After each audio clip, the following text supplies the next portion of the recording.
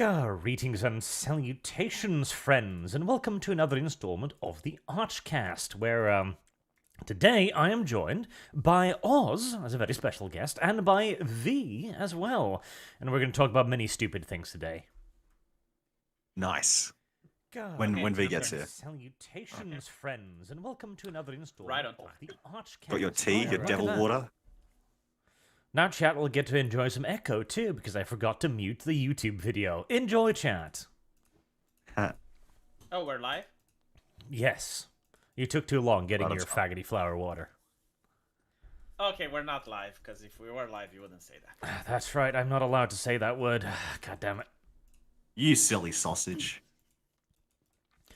I keep losing track of the many, many words we are no longer allowed to speak on the internet. The commission banned that word recently, yeah. So, the committee.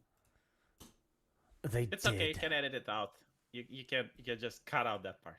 I can't. It's live, V. It's not how anything works. It doesn't matter. I'll teach you. Just come out of the closet. Yeah, after you finish, you can just edit it out. If you just say you're gay, you get away with it. You have the option to... It's actually a positive word, you see. You know, Shad had this theory that every living person is actually a bundle of sticks because we have bones that are all held together. So, you know, everybody is a bundle of sticks. So, you like that? Alrighty, the two of you should be able to see a link channel now, right about where we are currently sitting, where I've... put the first piece of a conversation for today.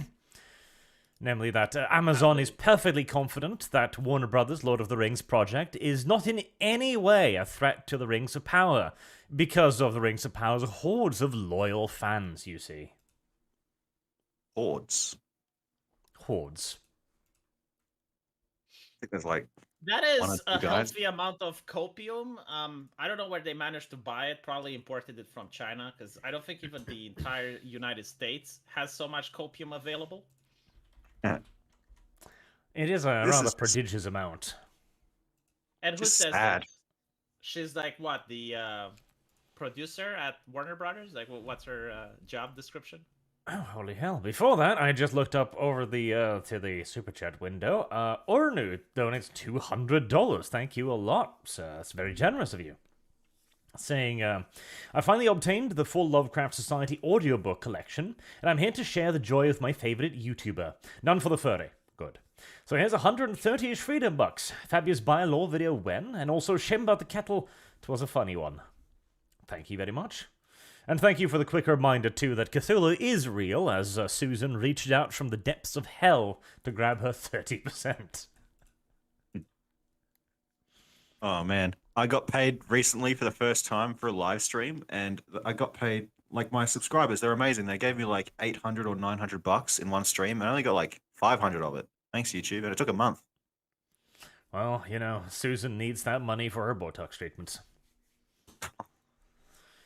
I suppose we're not allowed to call them, the boss of YouTube a devil anymore soon either, because it's about to be an Indian, and, you know, they have a history of that stuff. Does he drink tea? Well, he's Indian-American, so either that or the blood of unborn children. One out of two. Like native? No, Indian. They have a whole religion around blood drinking. I was unaware. Oh, yes. Not cow, though. They have some rather violent deities in their pantheon. Is it the one that caused the blood to spill, and from the blood arose a demonic army? I believe they've got multiple demon armies, but yes, one did self-castrate or something, and created animals. Tigers, I think. Like Indian Bloodborne. Isn't the creation of the world like one god actually jizzing in the oceans, and from that came life? Well, I mean, that's a more logical beginning, I guess, than many others. At least he jizzed, so there was sperm involved. Yeah. Better than one god pooping in the street. It is. Never mind.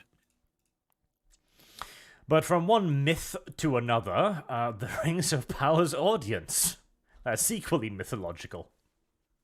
Mm.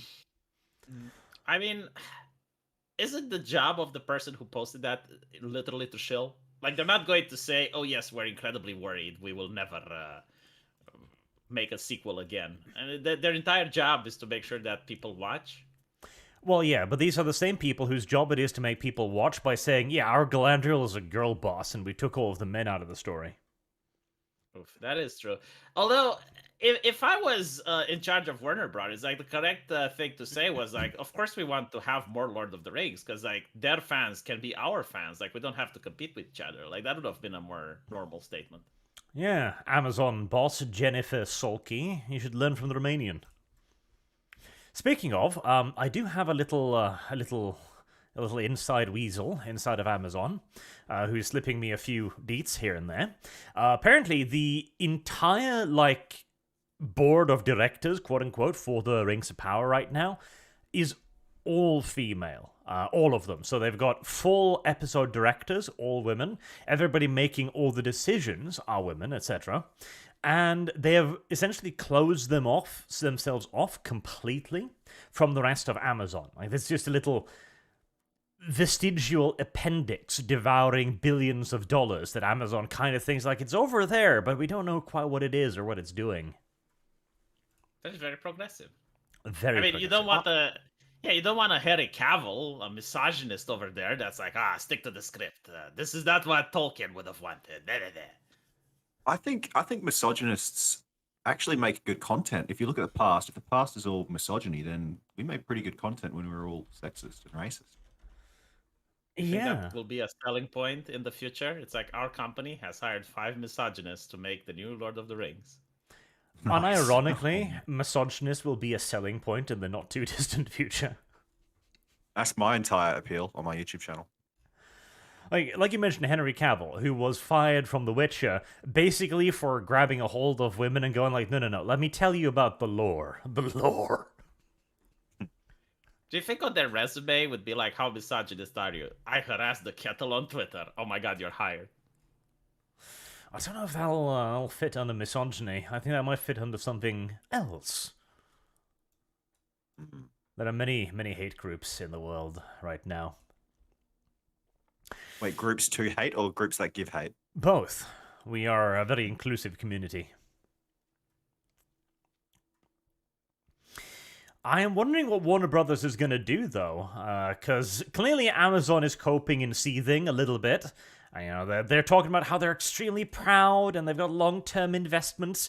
Incidentally, the investors are scared shitless after seeing the first season and are threatening to back out, which is in part why they've separated their studio, so that nobody can quite know what's going on anymore. Why did they get a season 2, though? Because they've already basically allocated the payments. Like, the show is planned in the Amazon studio budgets for, like, the next 7 or 8 years. Jesus Christ, holy shit. I mean, at least we're going to get content for our channels, but, I feel a little bit for the Lord of the Rings fans. Oh yeah, here it is. So the total amount was the 1 billion price tag. That's what's already allocated to the project.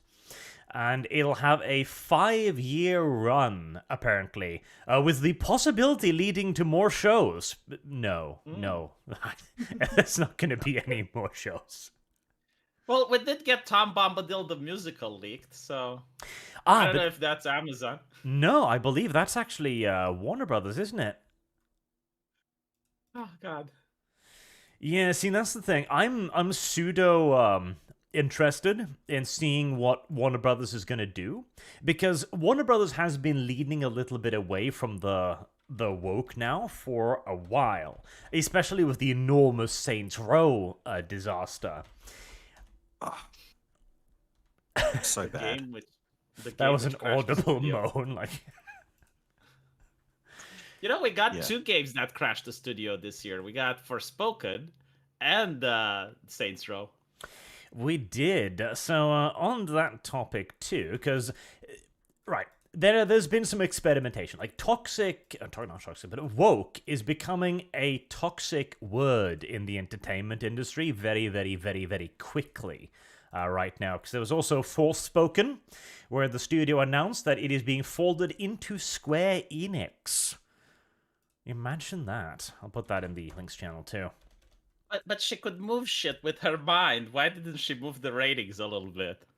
Oh, Well, it's because yeah, Yeah, go on. Oh, I was going to say she should have got a couple extra points, for being black, shouldn't she? Like SAT or something.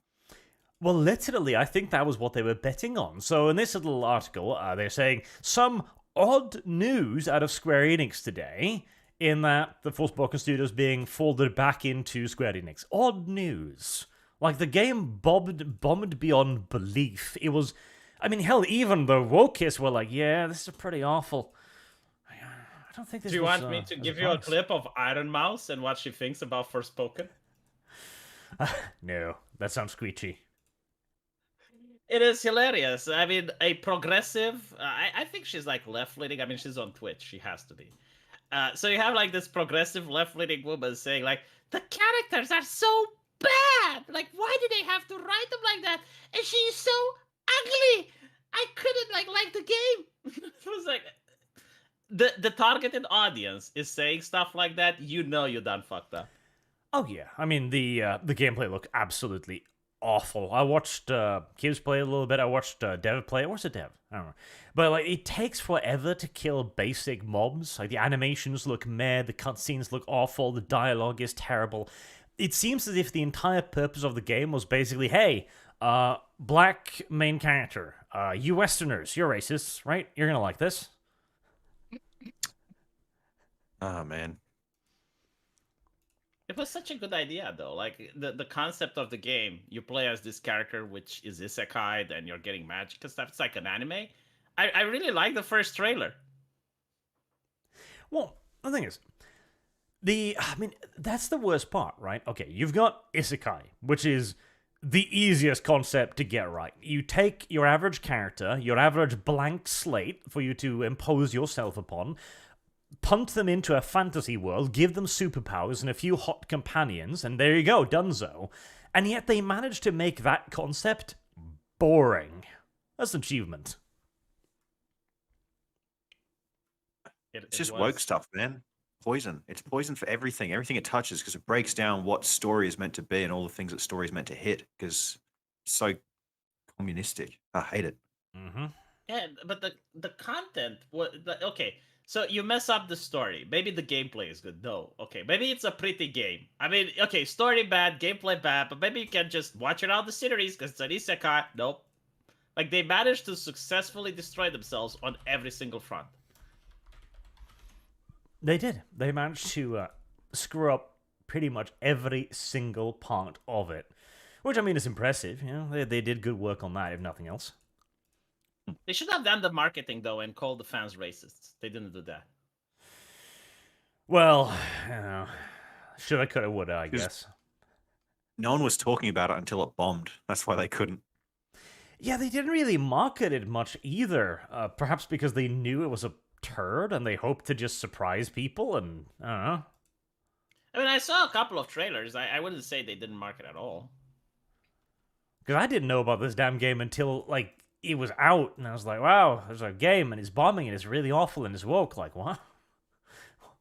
Where did this come from? Look at that corpo progressive, happy speech. It's being folded. It's within its family. Like, they call it a family. Like, no, it's not. I hate this sort of talk, man, from companies. Can't stand it. And they'll totally continue to work on the game, too, like patching all of the bugs and stuff. It's fine. There'll be DLC for it, in case you want that. Are they actually making Forspoken DLC? Yes, they are claiming that they are still releasing DLC for it, and it'll be later this summer, called In Tanta We Trust. There you go. Yeah. I think it's the case of Amazon, right? Like, they already paid for it, so might as well. Got to get something out of it. It's already halfway developed. Might as well try and shove it out the door. Can you imagine how demoralizing it is to be a developer and you're like making something that no one will play? Speaking of, here is the Tanta they speak of. It is a buck-toothed black woman. Womuxen. Womuxen? Is that Not that is? I refuse to believe that's real. Woman? Womuxen. Well, Oh, come we're on, not that's sure. Photoshop. Arch, you're fucking with me. That's Photoshop. We're not sure, but there No, I'm there we googling go. it. No, fuck this shit. That is no fucking way. I'm googling it. Forspoken Tanta Olas revealed. No, it seems to be a thing as far as I can tell. Oh my fucking god, it's real. Holy shit. What am I Yeah. looking at? This is the worst presentation I have ever seen. I don't think I have seen a worse poster for anything. I mean, I like the contrast, I guess, like the ocean green and the white. Look at it. Look at it. That's a meme right there. Hold on, chat. I've got a more zoomed up version for you in case you wanna, really. There you go. Take it all in, chat. Take it all in. So no, there was a guy sitting at a desk, and it's like, okay, what do you got for these two? And he's like, this is the poster we're going with, and it was like, you know what? That is a good one. That I know they're going to love it. Like that's going to sell. Looks like Yennefer from New Delhi or something. I What like is the that fact even- that you can count her. You can count her yellowish teeth, like 1, 2, 3, 4. Like they're kind of crooked. They're a little bit miscolored, etc. But like, what is it trying to inspire? She's got a chipped okay, tooth you're in there. a video game store, right? And you see that poster, like, what does it tell you? No, This game's laughable. I hope that like this needs to be like your primary romance interest. That's what this needs to be. Oh, and she's laughing at you, like she's already friend zoning you because she knows like the type of people that play Forspoken. Mark Deshamed says, "Hi Arch, hi Kibs, like the new Avatar Kibs." Yes, V is my new Kib. He's a little bit high pitched, comparatively. Well, he's a Romanian, so True. it's not his fault. I like to say that V is the second best Romanian after Andrew Tate. He doesn't like that. He's not Romanian. Like, he doesn't have Romanian citizenship. See. Phoenix says, Pikamee is where the Rainbow Brigade lost their chance to claim victimhood. Oh, I think that was already out the window, but yes, it's certainly one of many. Oh, God. Forspoken. The more I look at this picture, the more I actually kind of dislike it. They have another one. Like, I think they hired someone that is really bad at making posters. Look at this. I mean, at least you can't see a lot on that one. That's good, you know? And Japanese people did this? I don't know, Under but it looks duress, I presume. it looks like they stuffed something up her ass. I mean, that's what that poster is telling me when I'm looking at it. Like, and I can only imagine they had, like, Japanese people do... Oh, even better. Alright, prepare your buttocks, chat. I've got an even better version. Even more zoomed up on our crooked fucking teeth. See, this is... Okay, this is the issue with modern-day gaming in general, right? So, in a game, you have the... Oh, God, that one you posted to me. In a game, you have the opportunity to make a character perfect. They can be the most attractive you could possibly imagine. You know, they could have giant tits, long, beautiful legs, an amazing face, inhuman fucking cheekbones. And yet they elect to make this. I mean, I think it's the only ideology in human history which promotes ugliness. Yes, it's actually kind of remarkable. I don't think, like, please, chat, help me out. Was there ever an ideology in human history where they would deny that beauty even exists and they would struggle to hide beauty when they promote something in public? Like, they would just go out of their way. Because we see this with motion capture actors that look good. And then in the game, they like just cut off the tits. They make broad shoulders on women, strong chins. Like they go out of their way to remove every single thing that is femininity. Yes. Yes, they do. If you look close enough, at the Tanta lady, it kind of looks a bit like Michelle Obama. Not quite that masculine, you know. Not quite bodybuildery enough, but yes. Yeah, Michelle has a bigger cock too. True. Bigger bulge. Alex Massey says, "Hey Arch, any chance you'll be covering Phantom Brigade? Planning on it. So yes, eventually." And Mark99 asks, "Guys, just what am I looking at?" That's a very good question. That's actually a very good question. I would love to ask the designers of this, the Japanese designers, like, okay, so what were you thinking when you were given this job, right? I found here. This one in the links channel here. Look at this. I found a zoomed out version. It is actually Michelle Obama. Like, she has big old man muscles and she's flexing. Speaking of bad posters, I showed you the one for Ant-Man. Have you ever seen a poster that focuses on a man's nostrils? Like, no, seriously. Like, when you go to people on Facebook and they post their pictures themselves or on Instagram, is there anyone that actually posts a picture of their nostrils? Well, it just gives you a shot straight up the deep darkness there, like, oh. Yeah, because it's uncharitable, right? It's an uncharitable depiction of the person. Like, no one does that. And yet, you have an art team that thought, all right, let's show the nostrils to the world. That's true. Here, chat, courtesy of V, the ant. See, the best part is too, like, they're not just like your average nostrils, right? It's good big black nostrils, like wide nose. Just, it feels like the quantum verse is just being sucked right up there. And I was thinking, like, there's no way they have this poster for China, because, like, they don't like putting, like, Disney, right, which is a very progressive and inclusive company, doesn't like putting black people in the middle of the poster for China. And when I looked at the Chinese poster, I was right.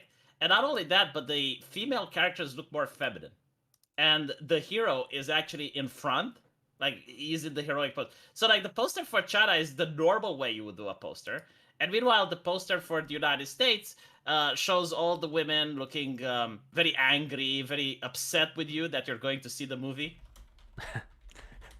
So the Western one, the Chinese one is the man front and center with the minority in the background, and then the Western one is the men and women on equal ground with the black man above all of them. Yes. Fitting, yeah.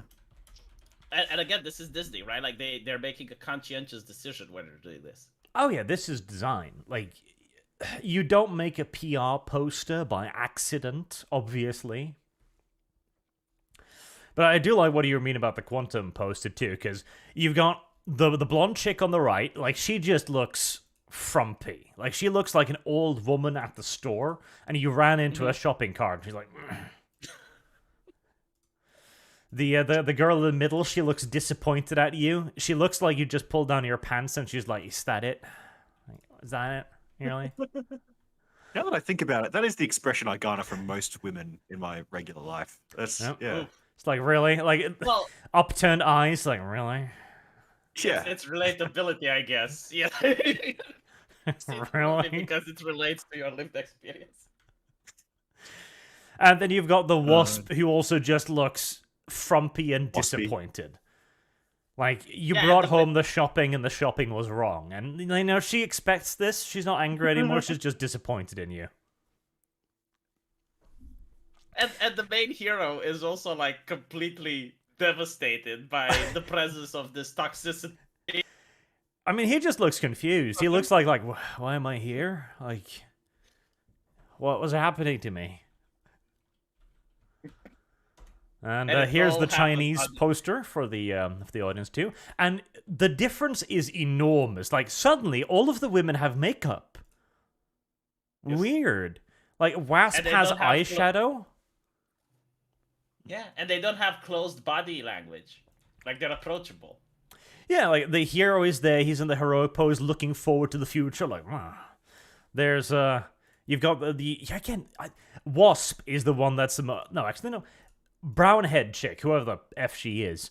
She's the one that's the biggest difference, right? Because she just looks disappointed in the first. On this one, lips slightly open, inviting, like. It's basically the same pose, but they raised her eyebrows, opened her mouth slightly, and tilted her head towards the camera. And suddenly, she looks pretty.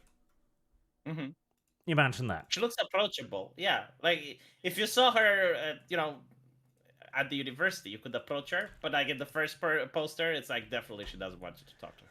I also want to point out... I want to watch this other one a lot more. The Chinese one looks a lot better. It does. And so I want to point out, look at frumpy old chick, right, on the Western poster, and then look at her on the Chinese poster. They've removed her wrinkles. That is true. Looks like they gender swapped her. A little bit. The American poster should say #NoFilter. Yes, #NoFilter. Like, it's actually kind of beautiful. The Western one looks like these guys are being sneezed out of Kang's nose. Like he just maybe he's looking up to heaven like, God, why did you make this nut came out of my nose? He's looking up and he's saying, "Thank you, George Floyd." Is this some sort of trial? Is his name actually Kang? It is Kang the Conqueror. Oh, right. He's a I genuinely thought it's a meme. No, it is a meme, but it's real. All right. Zero Defects says, Silvervale deserved a wake-up call that being woke allies won't protect them. Pikamee thought it might be the Archduke Ferdinand event of cancel culture. See, the Silvervale thing, I'm actually in slight agreement there, because I know she's been the type who's like, yeah, I'm an ally. It's not going to protect you. It's not. It's going to make it worse, because now you've invited them into your audience, and they're going to destroy you. Yeah. What if she, like, legit feels that way? Like, what if she legit wants to be an ally and it's not like a strategic move?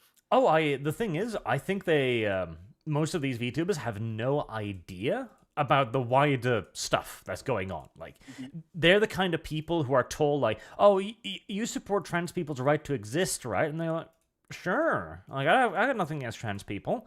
And they have no idea that by saying this, they are aligning themselves with a whole heaping series of assumptions and rules and, well, straight up regulations. And if they break them, well, you're in trouble. Yeah. I mean, most don't even... Dude, like, imagine someone coming to you. Like you're in the year 2012, right? If someone is coming to you and they're like, in the future, if you play a video game, they will accuse you of committing genocide. Yep. How do you react to that? Well, you don't. It's... Again, like, these are the people... Because this is the strategy they've always used, right? They come up to you and they go like, hey, I'm against fascism. You're against fascism, right? Like, yeah. I mean, I don't like Nazis. And like, okay, so that means that you think that trans people should be in women's bathrooms, that we should gender reassign children, etc. And like, whoa. What? It's like, yeah. All of a sudden, I find myself being pro-fascist. That's weird. And again, I'm pretty sure that Silvervale, like, she's just trying to be a nice person, because that's the VTuber thing. They're trying to be the nicest people they can. So she's, okay, of course I support gay people, of course I support trans people, etc. And then suddenly they're like, wait, I then have to like diddling kids? Like, that's a bit of a leap. I'm like, yeah, but welcome to the left. Do you want to be not a bigot? It's that simple. Yes. Wasn't Blair White the one that was harassed for like not having a woman of color on her channel? I forgot like what trans person, like she was getting flack from her audience because like she doesn't promote diversity and she should give her channel to minorities and stuff. Oh yeah, I mean there's been a bunch of that. Yeah, like basically the main problem is like they try to take control of your editorial decisions. Like you're not allowed to play this game. You have to invite this person. You're not allowed to do this and that. Well, it's because it's there's a term for this, isn't it? Like it's the infiltration. Mm-hmm. Just imagine a woman called Blair White being considered, racist or problematic. She wasn't racist. It was like hogging up space or taking space from minority voices or something like that. Which is racist. That's racism right there. No, it's white voyeurism. Look, I studied this shit, okay? Like, I'm an expert. Like, if you want to talk about it, like, we're going to use the proper terms. Yeah, please do. Please do. I wanna Yeah, so, learn. like, white voyeurism is a step below white supremacy. Yep. Like, there's like a danger scale, you know, like the danger level.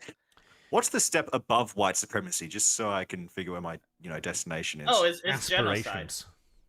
It's genocide. Genocide. Okay. Mm-hmm.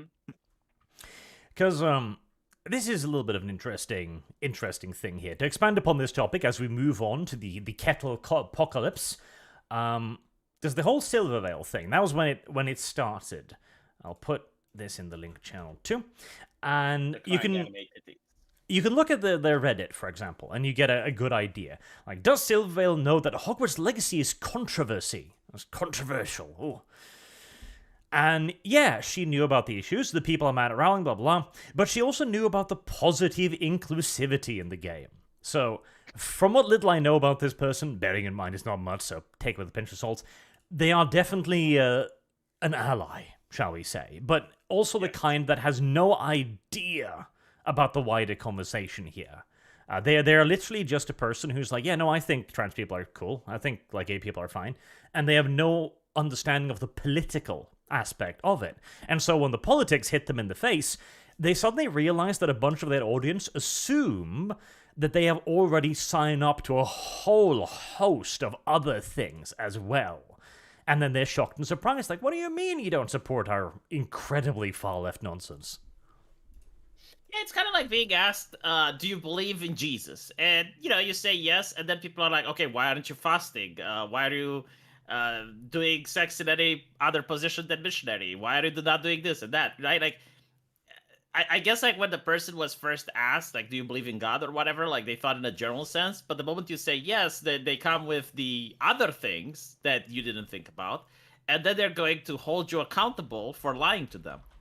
Yes, precisely. And they will feel personally betrayed by this as well because of the parasocial relationship, which, incidentally, is stronger between an audience and a YouTuber than it is between a fan and a actor or a musician, for example. So that's the thing too. Like, these people who do this, they do feel genuinely betrayed when they realize that their favorite VTuber isn't on their political spectrum.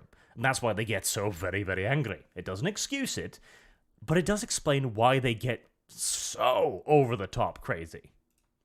To be fair, though, from what I noticed, sorry, I'll. Oh, I was just gonna say, these people feel betrayed just looking into the mirror, and reality doesn't suit them. So, like, anything you do will offend them. It just, I don't know, man. They're just such weak and vain and evil people. I'd say evil. From what I noticed, many of the attacks came from outside her actual community. Like, there were people who didn't even know who Pikamee is or does.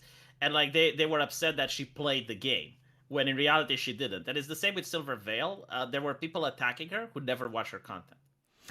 The Silver Veil thing was more internal from what I could see, because it was kind of at the moment where people were harassing YouTubers, and they didn't know yet if the game would be good. So, like, the campaign was kind of... It was in the middle of trying to rev up before being stopped dead by the fact that the game was actually, playable. So, why didn't they harass, like, other people? Did you notice, like, they only harassed women? I don't want to sound like a feminist, but it's true. Like, they didn't harass Angry Joe. They didn't harass, what's his name, Asmongold. They only harassed, like, the type of people that would actually break down in tears if you harassed them.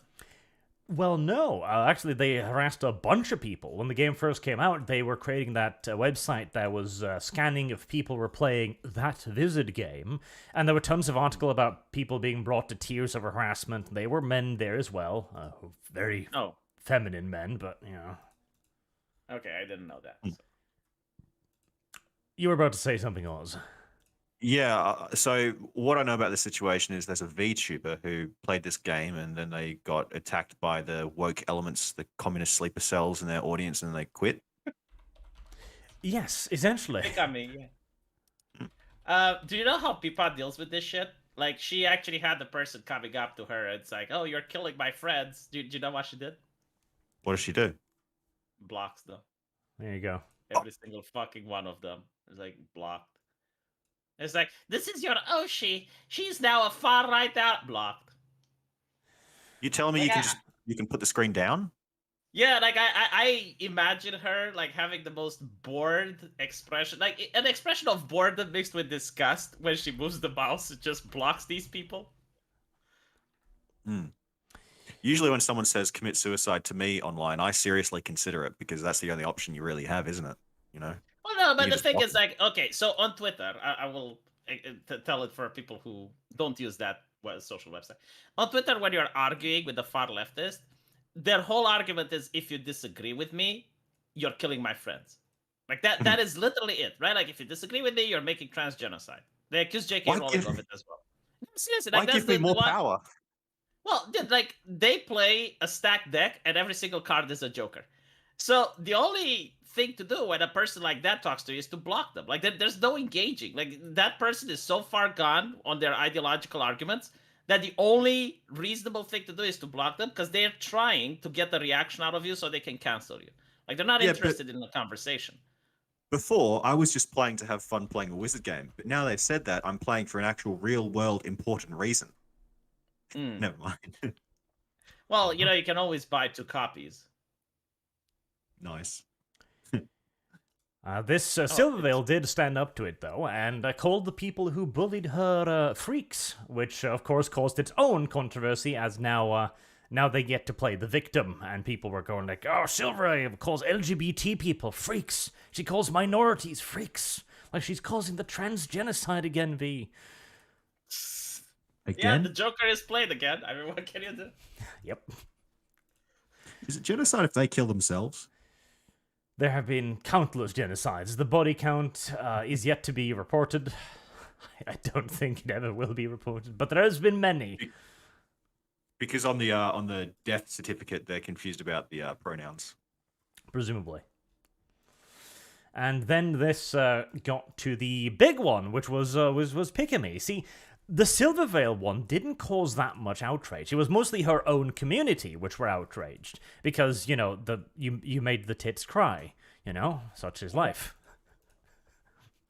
But Pikamee, like, she's not Silvervale. Like, Silvervale is a thought tuber. She's an enormous titted catkill. I mean, there's I think it's a fox.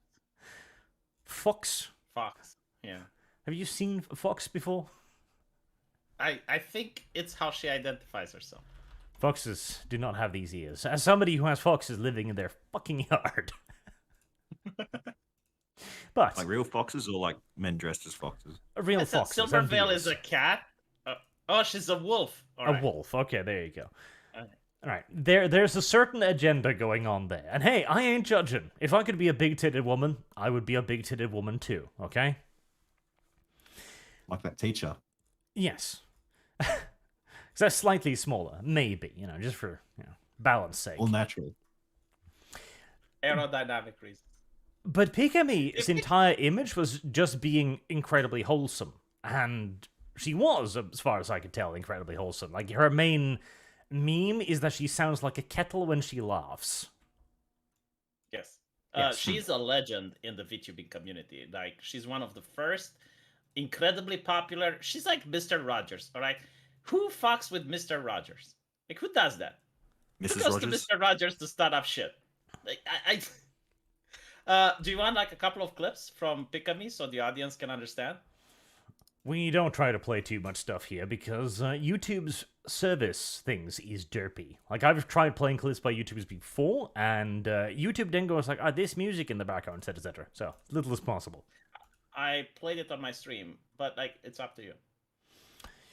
But the entire point is, she seems to have been incredibly inoffensive, more correctly, until they decided to find a reason to take offense. And so now Pikamee has transformed from a kettle to burning trans flags.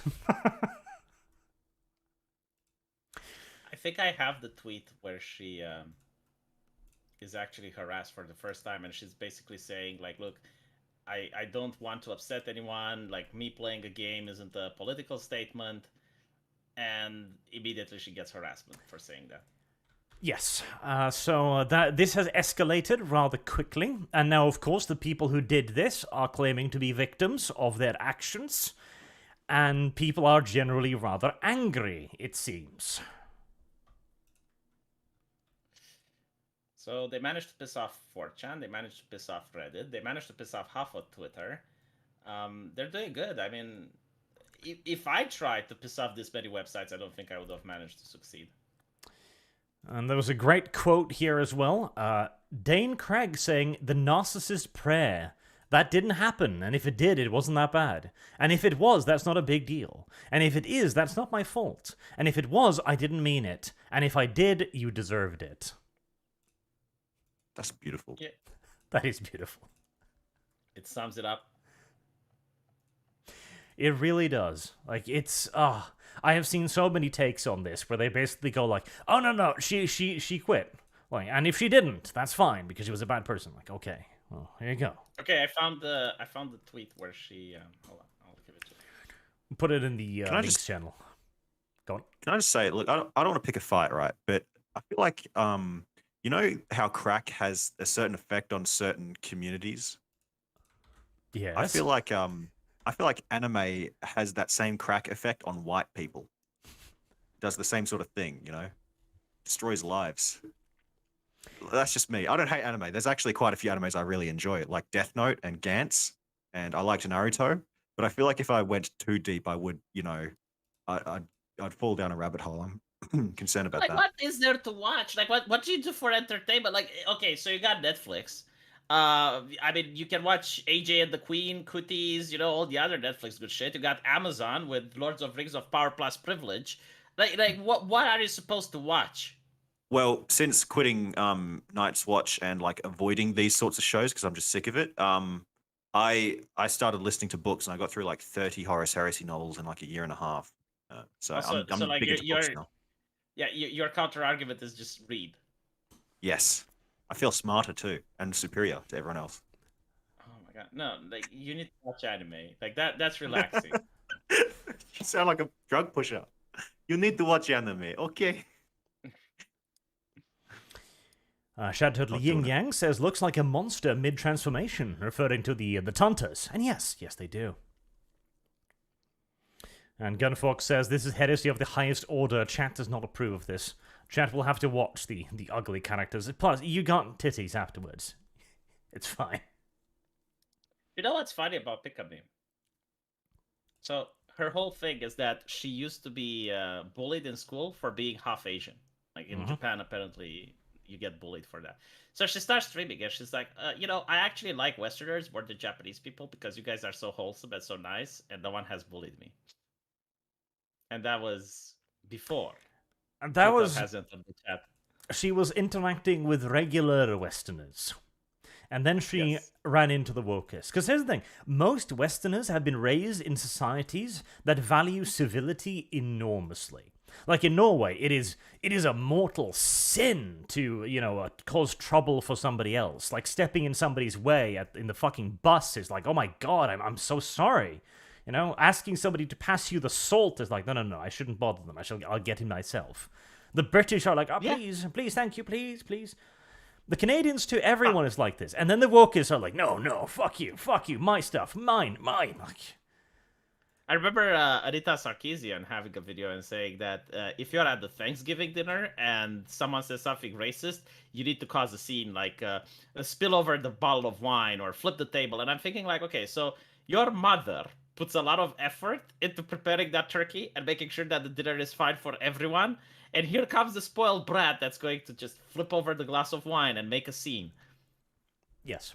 And it's also that social media does take away a lot of inhibitions, like the one thing you sent me, for example, where Pikamee says, "I'm just a cat who wants to play the games," and somebody responds, "She should have just not played it at all, stupid bitch." No, you need to say like, bitch. But like, what's interesting is that person, right, doesn't watch her because she hasn't played the game. So that person doesn't even know what is going on. Like they just want to harass someone. Yes.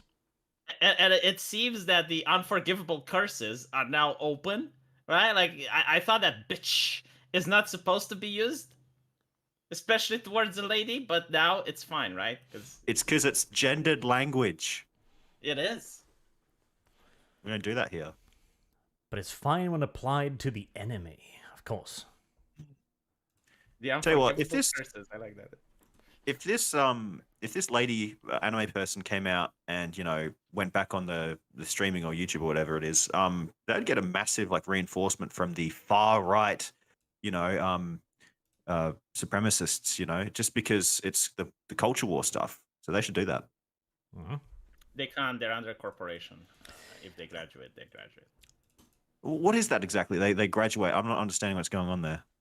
Graduate is the incredibly corporate way of saying fired, because most VTubers operate essentially within the Japanese idol industry, and this is an incredibly toxic industry, in my opinion. Like, because these are not people, these are products. They sell a very carefully crafted personality, and the moment there is so much as a crack in that drama-free, perfect, pretty cute girl personality, they usually graduated. 2 nukes wasn't enough. It's a horrible industry. I loathe it. It is inhumane. It is. But the lore is that one of the first talents, I think this was in the idol industry, not the VTubing one, they actually did graduate. And they said, like, okay, so I'm going to stop being an idol because I finished university, so I need to focus on my actual career. And since that day, graduation has been used for these people either quitting or getting fired. Has been the thing, yeah. I hate the word. It's so corporate. Like, oh god, I can just see an Amazon employee handing you a little diploma, like, congratulations on graduating. It just shoves you out the door. Not even a severance. What is it? The If they're go on. Oh, okay. No, you go. If they're furry VTubers, do they go to a farm or something? Is it different? No, not as far as I know. Well, the thing is that the illusion is that they have perfect lives, so they don't get fired, they graduate. Like, that's the illusion they want people to have, that the idols are just these perfect people. Yes. It is, and there's a lot of it. Like, half of the VTubers who started have already graduated in one way or another. It's an abusive as hell industry, and I dislike it tremendously. Yeah, and you're not allowed to have a boyfriend as well, or if you do, it's better not found out, secret. or else you're going to be Rushiavid. And it's kind of funny because like most of the VTubers are married. Of course. Like, it's not even like, do you have a boyfriend? No, like, I mean, think about it. A very charismatic woman that has the confidence to put herself out there and is probably at least a millionaire. Like, there is no fucking way she's single. No. Whoever she is, she's married. Again, it's the ethos illusion too. It's like, if I just spend enough money, I could totally get with Pikamee or Pokimane or Pokemon. God damn it, V, help me! I swear to God. Pokimane. They need to stop naming themselves after Pokemon, okay? But yeah. Shy Lily is the girlfriend experience. Let's see, whom else is the one with big booby? There's a lot, but like usually VTubers are either wholesome or they're like the girlfriend experience. Uh-huh. So, like, for example, Pikamee, right? No one donated because, well, she wasn't asking for donations, trying to lead people on that they're going to get something lewd out of her. Well, lewd has many connotations. She wasn't playing to that audience, is what I'm trying to say. Yeah, that's fair. But there is lewd art of her, so No, I don't think she can control that. No, but that's the thing. Like, people, there's a reason why female VTubers are 1,000,000 times more popular than the male ones, is what I'm saying. I guess. I mean, if you had a voice changer, it would probably be more popular with men than women. Like, for the women, is the visual, I suppose. The thing is, there used to be a bunch of that. Initially in the VTuber stage, there were a lot of men using voice changes. Problem is, voice changes occasionally get turned off. What do you call that? Tranime? Yep. Shadow Ryu says, best to do it this way. It looks like Hassan Piker and others are going after Pimpa now. I just want to let you know. Yes, I did see some of that with Hassan retweeting people going after Pipkin Pippa, which is one of the resistance leaders, I suppose. Resistance leader. By the way, it's her birthday today. Let's just put it out there because we're talking about her. It is absolutely hilarious. Like, she's getting 4,000 subs a day now, due to this resistance leadership thing. So she's basically showing other VTubers that if you stay strong, you can be successful.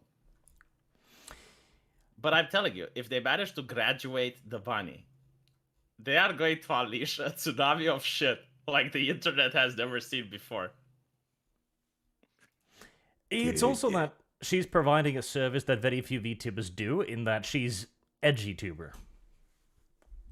And I tell you, don't get too attached.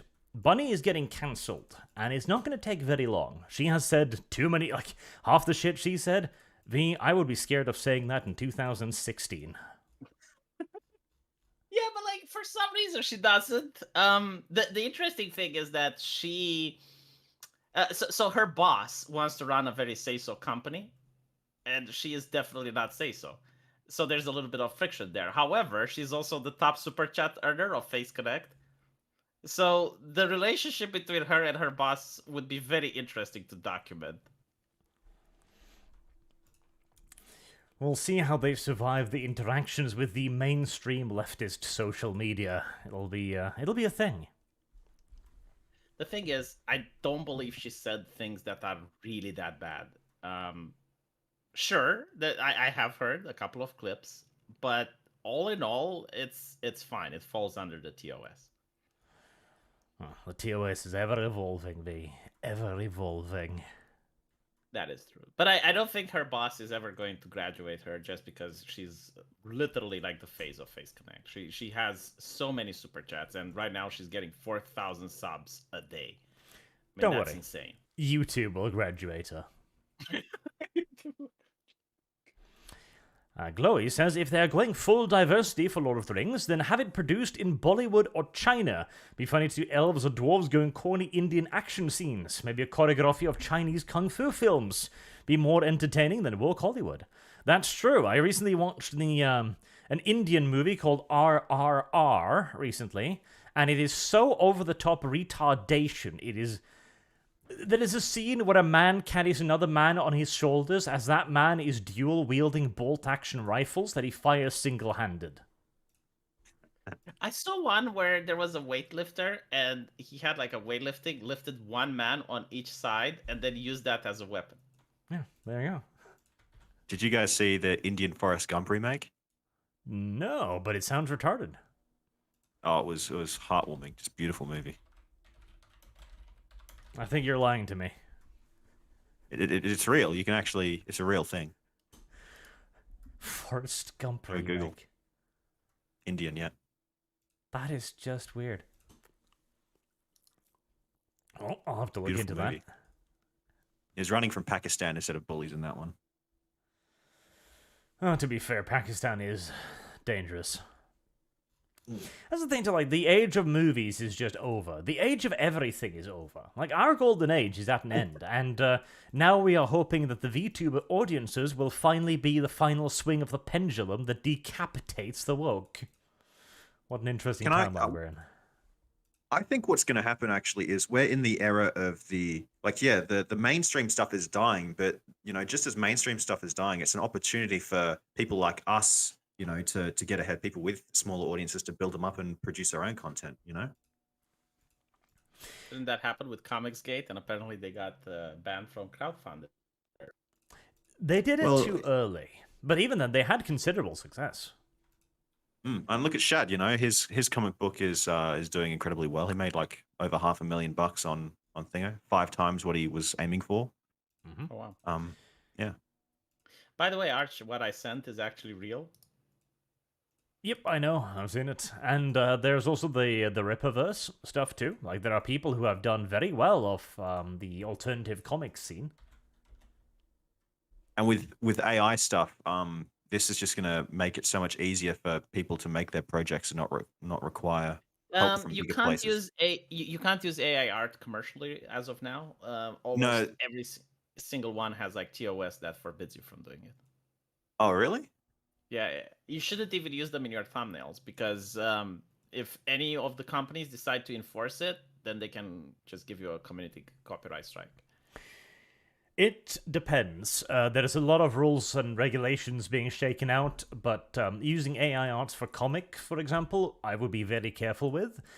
Because in America right now, there is no copyright protection whatsoever for AI-related works. So if Shad was to do a comic with AI art, for example, in America it would be entirely legal to copy it page by page and sell it. Well, see, I heard that it was a misunderstanding that the creator was listed as AI, and AI can't be a creator of something or an owner because it's a computer program. Well, I heard that was a misunderstanding. The biggest problem you have, as I mentioned, is the TOS. So whatever AI you're using, it specifically says you cannot use their art in commercial purposes. It's also the problem that you are correct that they mentioned that the AI cannot create, but the wording of the legislation as I saw it basically means that it's if the AI has made it, then the AI is the creator.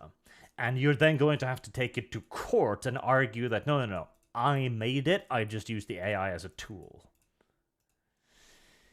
It is going to be an interesting series of legislative challenges to work out where AI stands. In a comic book, I think you're wrong, Arch, because like if it's a comic book, the text would be non-AI made, so you wouldn't be able to copy the text, but you could probably copy the page. The thing is, the text you can literally then rewrite, and it'll be transformative. Like because it's the work. No, you don't even need to do that. One missing. It's the work at large that is copyrighted. The text isn't copyrighted.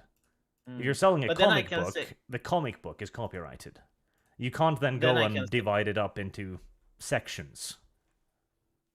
I think I could say like, so if I have two characters in a page, I can say it's like, yes, they're owned by the AI, but the placement of the character is my work. So like, for example, if Batman is fighting Superman, like the position and the body, it's like, okay, well, the arrangement is my intellectual. How would you apply for that copyright? Because in that case, you'd have to apply for a copyright for each page, as it is the poses that you're arguing are unique. Well, you can copyright characters, can't you? No. You can, but not if they're AI created. Yeah, they're AI created, you can't. It's that's the problem. Like, it's going to have to be argued in court before we can figure out what's actually the legal nonsense around this, and it's probably going to take a very long time. See, I'm not against AI. I think it'll be a lovely tool, but I think it is also going to be a very complicated one to figure out how can be used. Another question is like character AI. So they have like Mickey Mouse, and you can talk to Mickey Mouse and it behaves like Mickey Mouse. And the question is like, what will Disney have to say about it? Well, they'll sue you because they will absolutely, because that's not an AI character. It's Mickey Mouse. Yeah, but like on character AI, you can just make any characters. They have Mario, they have Luigi, they have Bowser. Yes, that is like absolutely legal. Imagine. There's no question about it. Like, that is a shut and closed case. But it's the same where you'd have to argue like on YouTube. Like, you can put Mario in your thumbnail, and they're not going to sue you because it's transformative. But you'd have a far harder case arguing it in the case of an AI program that speaks like Mario. Yeah, I think they don't sue you on YouTube because they don't want to waste their time with you. Like, the paperwork is more expensive than the money they get off you. No, they can't sue you. It's transformative. It's legally protected. Like, they can't argue that case. Simple as. Okay. Now, they could sue you in Romania, maybe, if Romania has different laws. But then you'd also have to argue why they can sue you in Romania and not in YouTube, where you actually, released it. Yeah, but like the whole thing is, as I mentioned, it's the paperwork. Like, how much money are you going to get from a YouTuber which used your thumbnail in one video? Yes, but it's literally legal in the US. But I'm saying like you could theoretically throw an infinite amount of paperwork at it, and you could theoretically win. but it is illegal. No, but I'm saying like if they sue me in Romania, like you mentioned, right? And let's say it would be illegal here. I don't know if putting a Mickey Mouse in a thumbnail is violating of intellectual property because I think it goes by EU laws. But like, let's assume it's illegal. Hey, how much money would they get from a YouTuber that does that? Like, they would probably spend more on an international lawsuit than they would get back in revenue. Well, sure, but again, the reason why they don't do it is not because they can't be bothered. At least not until they change the laws. So I still don't get how character AI works. Again, like I made an Arch Warhammer character, and well, it doesn't speak like you, but it knew who you are because it searches the internet, and it used your ideas. It does breach copyright because you put Warhammer after Arch, so just change it to Arch character, and then you. No, it doesn't matter. Like it spoke literally like Arch, and it even said the greeting that you use in your every video. Yes, and that is you violating copyright. Yes, but well, it's not me. It's character AI. Yeah, it's character AI that does it. Right. So I'm really bewildered that it's not getting sued. They also have Elon Musk over there, like real personalities, IPs. I mean, I made the Skaven and I showed it to you. Yes, they're not getting sued because nobody knows if it's illegal or not yet. Again, nobody's argued this case. Probably illegal though. It's also the fact that the main people who would be suing them, like Google and Facebook, are already investing in their own AI, and they wouldn't want to shoot themselves in the foot.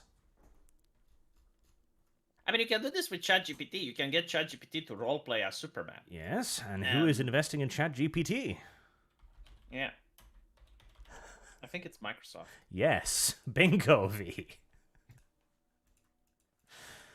That's the thing. If this was some kind of stupid startup thing that nobody was interested in, they'd probably get sued. But when Microsoft is freeing up like $300 million to pump into it, yeah, it's not going to get sued just yet. These days, ChatGPT is role-playing as the Red Sun. Yeah, someone did the political compass test to ChatGPT. Apparently it's not a commie, but it's like neoliberal. Which is commie. It's neo-commie. China commie. Well, at least it's not advocating for the workers to rise up. Yet. Glowy says, Woke Inquisition is as bad as KGB Infiltration Squad, Spanish Inquisition, French Revolutionary, and hypocritical cloud chasers combined. If they could get away with torture and executions, you would get a French or Lenin revolution situation. I mean, yeah, I think they've already demonstrated that with the whole kettle situation, where they will be as aggressive as they like, and then they will simply say that, no, we never did that. And then they'll say that you were the one who were aggressing towards them. Yeah, they go Pikachu face when there's the backlash. Yep. I never did that. How dare you? Isn't that their tactic, though? Like, it was coined by the legendary Anita Sarkeesian, like, throw shit at the internet, and when you get pushed back, it's like, oh my god, why is this happening? It must be because I am a woman. It must be. But in this case, it's actually more complex. In this case, it's actually a right-wing psyop. Oh, yeah, I heard that. Yeah. Yep. Everything's a psyop. Hold on, they called another right-wing psyop on something even more stupid. I forgot which. I think it was like a movie that bombed, and they said that like right-wingers infiltrated it in order to make it that shit. Every movie for the past 5 years? Yes. Yeah, but like this one was different. I think it was like a TV show or something that was so woke that even the woke didn't like it, and they said it's like, oh well, one of the directors tried to make it bad so that it destroys woke stuff. Velma. Every TV show for the past 3 years. Velma, yes. So like Velma was so shit that unironically we had leftists on Twitter saying it's a right-wing psyop because one of the directors in Velma must have been a right-winger and purposefully tried to tank the show. Or yep. She. I'll post that in the link channel here. That was actually covered on fucking Forbes. That Velma is so bad it spawned psyop conspiracy theories. That is the thing. That is actual observable reality now. You know what's sad? In a normal, healthy industry, these people would never be hired ever again. But you know they will. You know they will be placed on a more important project in the future. Like, if they make a Stargate, they will probably put the director on Velma in charge. Well, not necessarily. Warner Brothers has been shoveling a lot of shit recently, trying to get people out of their studios. It really does depend. And the pendulum has begun its swing, and woke is becoming a negative word, even within the mainstream. In the case of the Wilma director, I genuinely think she knows where some serious, morbid shit lies buried.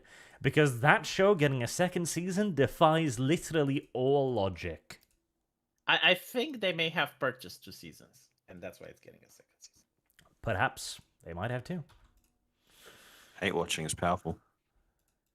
Oh, I don't think it's I don't hate think watching. it's getting hate watched, dude. I can't even watch that for free. I won't even pirate it. It's such garbage. Like you need look. It has gone beyond hate to indifference, and I can stay indifferent longer than they can stay solvent. Well, this is why I and I hate to say it again, but this is why I quit Shads and stopped watching these TV shows, because they're trying to poison you. It's the whole point. They want you to eat the poison. So I just refuse to eat the poison. It's not even that. It's just it's boring. Like I can't watch it literally. It's I can't even say it's painful, but it's like watching paint dry. I think that's the best example. Marksman of 117B says they purchased an episode order, and that was split into 2 seasons. So it's a trick of the light, essentially. Like, oh, it gets a second season. Yeah, it's actually just the continuation of season 1. Okay. Thank you very much for pointing that out. Mark James says comedy uses ugly. Yes, comedy uses ugly. Actually, that's a good point too. Like the ugly characters is literally the game studios mocking their own creations. That's why we get the ugly characters. I actually know why we're getting the ugly characters, but okay. So I spoke with 3 different AAA game developers, and I always ask, it's like, okay, if the motion capture actress looks like this, why? Or with Sylvanas, I asked my friend from Blizzard, like Sylvanas used to look quite beautiful, even though she was undead. Like she still had like that uncanny beauty about her.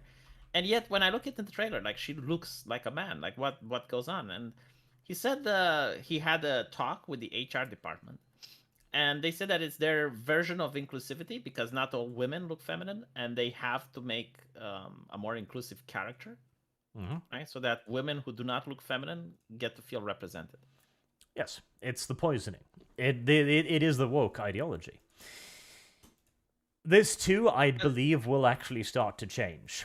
In fact, it's already kind of begun. Like, you can look at the Orville and its amazing success and its crew of universally attractive people.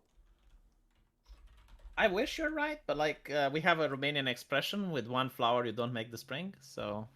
Well, it's not one flower. Like, it is becoming more common now, but it has to start somewhere. Yeah, but like I will believe it when I see a game with beautiful characters. I'm trying to think if anything is coming out this year. Yeah, but like that's how long is it? Like it's from 2018 and it's still not out of early access. Like I've actually got let me see if I can find an example here, because you can also see it so very, very, very obviously too in like TV shows, how they've transitioned over to ugly characters over the years. There's one of those stupidly long-running shows. I don't know if either of you know of it. Grey's Anatomy. Like it's been going for like 20 seasons now. And it's ugly now, or what? Like the whole shtick with Grey's Anatomy is that women really like Christian Grey and. Yeah, because the show started out with like season 1 crowd, right? A group of attractive people, male and female, by and large. And then you had a couple of standout characters, like the old man who's the chief, and Bailey, who's like the fat, determined chick, right? Oh, that chick is really hot, yeah. And now, the new seasons, basically everyone now is a stereotype. Like, they're fat, or they wear a hijab. Like, okay, let me show you. Goddamn, this one. Right, this is a surgery hijab. Surgery hijab. Yes, a surgery hijab. Exist. I mean, I'm sure they exist too. It's such a ridiculous concept. It's like, yes, Yeah, I mean, my insane religious belief where I can't eat pork. I'm now digging around inside of a human body to fix what we know is scientifically wrong with him. Like, oh, it boggles the mind. No, it's more like this is the problem with the woke, right? Like usually marketing is going for the wider appeal. I know the wider audience thing, but it's differently applied for marketing. It's like, okay, who watches our movie? Teenagers. What do teenagers like? Sex and violence. Okay, let's give them that. But they're like doing the opposite. It's like, let's look at the smallest percentage of our viewers and cater to them at the expense of the majority. Oh, it's the one that screeches loud. It's the people that are hired by them. Because the thing is, the companies aren't doing this to cater to the smallest percentage. They have HR people. They've got advisors who tell them, oh, no, this is totally what's in with the kids these days. And they don't know any better. And so they go like, okay, well, do it. What's more interesting is that the hijab, like the reason you're wearing it, and by the way, like Orthodox women in Romania, usually the elderly do it as well. Not with a hijab, but we call it a batik, a headscarf. The reason is to show humility, right? Like you're humiliating yourself in front of the divine, and you're trying to hide your sexuality. Like that's the whole point. But in this image, you have the hijab and eyeshadow. Yes. Like it doesn't make sense, right? Like yeah, like you're using an article of clothing which is supposed to hide your sexuality. And you're using another article of clothing that's supposed to to enforce your sexuality. Like it makes no fucking sense. And I visual think this oxymoron. I think this is because the Westerner that made this show has no idea about Islam, and this is why like Muslims reject. Like there was this show that they wanted to make, and it was like very progressive about the life of a lesbian Muslim, right? And she was also short life, huh? She like was in the West, and like she was facing bigotry, and like this was during the Trump era, and but like the people that really hated that show and like completely shut it down were Western Muslims. Like they went on Twitter and they were absolutely outraged about the depictions, and it goes to show, right? Like they do not know what they're doing. They're like looking at something like Islam, and it's like, oh well, okay, so women wear a scarf. All right, well, we'll do that. Yes. For diversity, but they don't actually like look at what it means, try to understand the culture. But again, you can see the tide turning even in this. So using this show that's been going on for like 20 seasons now, for chat, you've got the first generation staff, which is the top picture. You've got pretty attractive people. You've got the blonde, you've got the handsome dude, you've got the Chinese chick or Asian or whatever, God knows. I can't tell unless they speak, okay? They're all traditionally attractive people, right? Yeah. Then you go on to like the mid-seasons, and suddenly you've got a fat chick, you've got a hijab chick, you've got scrawny-ass dudes, you've got one trans dude who's the one in between the hijab and the fat chick, and then you've got like one relatively attractive guy in the middle. It's like, okay, that's the middle season. That's woke at its highest right there. Mm-hmm. And at the end there, it's the current generation. And suddenly, like, okay, right, we're not back to the original yet, but at least we have relatively attractive people now again. Like, you can see the fucking swing of it. Yeah. And if you talk with a woke person to justify this, they will say, well, yeah, but this is how normal people look. And I'm like, but I see normal people every fucking day. Why would I pay money or invest my time to see more normal people? Exactly. Like, if I'm going to watch... you see Romanian people every day, not normal people. That's true as well. That is true. Like, we do not have, like, the obesity epidemic in Romania. So. Oh. But again, that's the thing. You're entirely correct. I go to the television to watch people with perfect hair and immaculate beards and great fucking lips talk to me about cool things, not to watch my next door fucking cashier. Exactly. Oh, man. And it is a lesson that will eventually begin to be learned again. Maybe. Possibly. I hope. Even so-called reality shows, it's all Love Island, Big Brother. They get relatively beautiful people and one freak, and that's usually like in the same sort of percentages for like TV shows as well. Beautiful people and one freak back in the day. But now it's all freaks. Yep.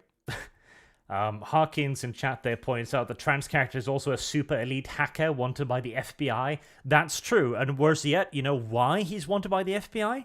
Because he hacked the DMV to turn his gender on his driver's license from female to male. Oh my god, that is so relatable. I mean, That's super relatable, isn't it? The ultra elite trans hacker. You're telling me someone who works at their computer all day is cross-dressing? I don't believe you. You know, this is something interesting, like the difference between diversity and relatability. So diversity means that if they have a Romanian character in the movie, I should identify with that and play and watch the movie, right? So Breaking Bad, it has Bogdan, and Bogdan is Romanian, so I must like Breaking Bad because they have that character. Meanwhile, relatability is, for example, Luke Cage from Marvel. Like, he grows up in a bad neighborhood, and I can relate to that because I grew up in a bad neighborhood too, right? So it got nothing to do with identity, race, or anything like that, but it's like the lived experiences of the character that makes relatability. And they completely threw away relatability in exchange for what you said. It's like, oh, this is a hacker that changed the name or the gender on his ID card or whatever. No one relates to that. It's retarded. Who looks at that? Yeah. Mm. And not to mention, imagine like someone from Eastern Europe watching it, and we have like problems because we can't put food on the table, and you see someone like that, and they're like, that is their problem. That is like their main life concern. Meanwhile, you know someone that gets evicted from their house because they can't pay rent. Mm-hmm. I always just assumed that obviously they say representation, you know, to try and pander to different communities, but I always thought it was just for normalization. Well, I don't think it is. I think we're reading too much into this. Do the activists want to normalize it? Absolutely. But the companies, they hire people to tell them what is hip, and those people are often activists. Then what's the go with the ESG thing? Because the ESG thing's supported by the biggest banks in the world, and you know. Yes. It was because, in large part, this seemed to be a thing that was popular and was supported by people with a lot of money, like George Soros, for example. A lot of people were pushing ethical investment, and it sounds good, doesn't it? Oh, I'm a billionaire, but I'm old, and I'm wondering, like, am I going to go to hell because I made all of those Chinese kids make my fucking sneakers? And so you're like, ethical investment. Yeah, ethical investment. It's a great selling point. And it worked for years because, frankly, the last, 10, 20 years, we have been living in paradise, my dudes.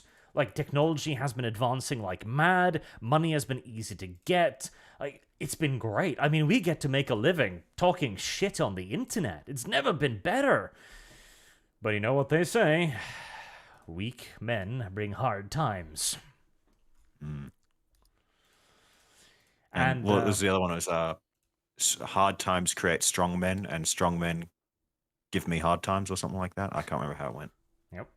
But the investor money is it's drying up, and people are starting to. Because I saw an article the other day from the Wall Street Journal, which that was kind of like my it's over signal, because there was a dude there who was like the maverick going against the orthodoxy of ESG. That tells me that ESG is dead, because it's now the orthodoxy. And the orthodoxy always dies. Mm. They're always the falling power. The Yes. power that is to fall. Yes. Yeah, fair enough.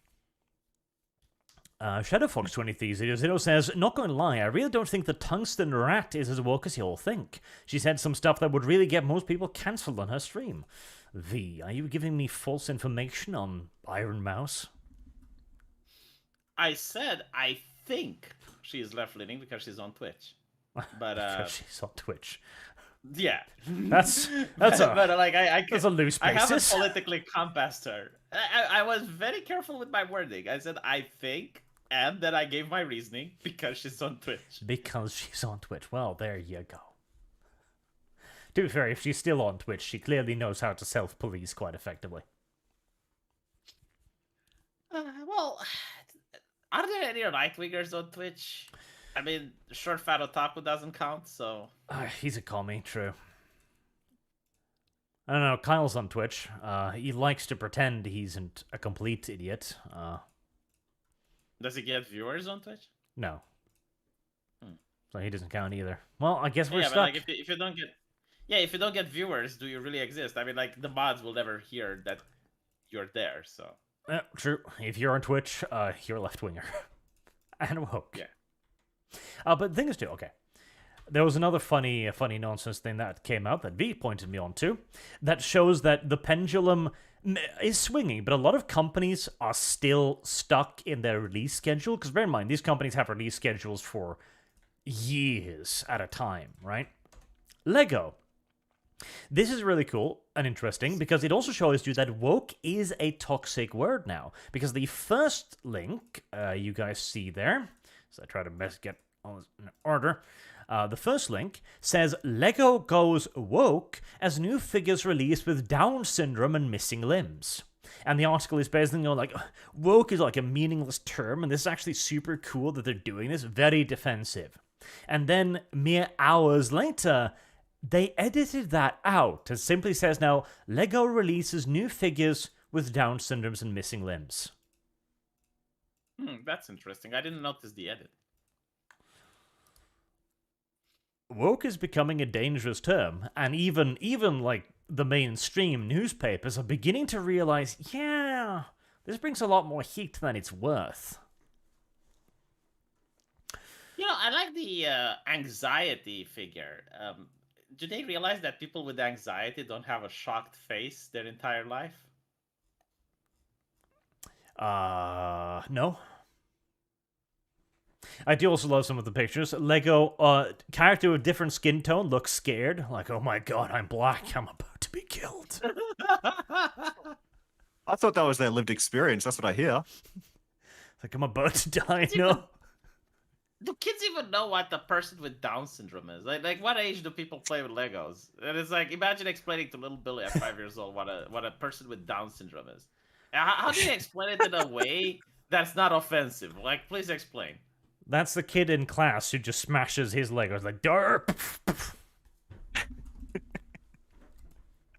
No, but like seriously, right? Like having this conversation. Yeah, I'm trying to imagine like some woke parents, right? Like they don't use the word mental illness; they use neurodiversity, right? So imagine explaining to little Billy what neurodiversity is and what Down syndrome represents. What it represents too. Oh, we're getting deep. Yeah, Personally, what does autism represent? I just enjoy the fact that Lego has found a way to make people pay full price for a character that's missing a limb.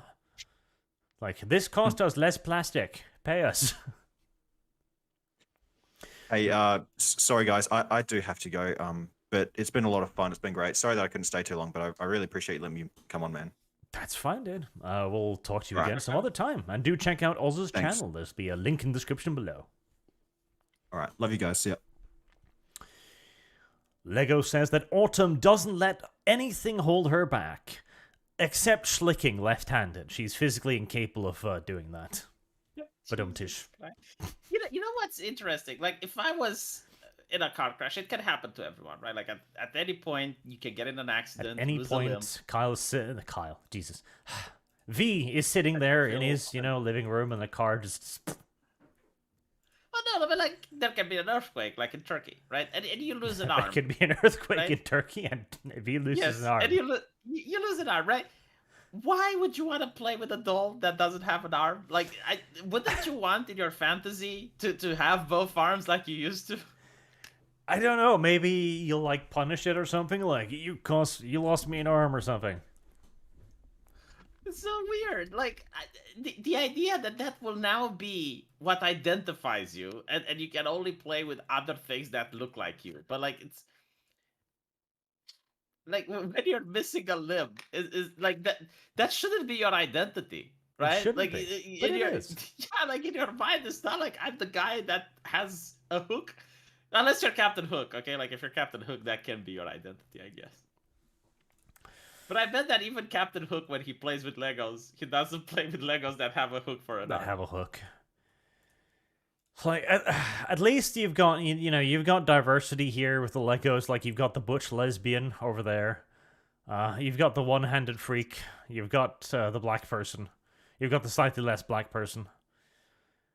You've even got a sort of brown white person. person, the sort of white, where people aren't white anymore. This girl, I guess, is sort of white. It's like in Hogwarts Legacy, where people are like, I'm whiter than this character. Like the whitest character you get is a Latino.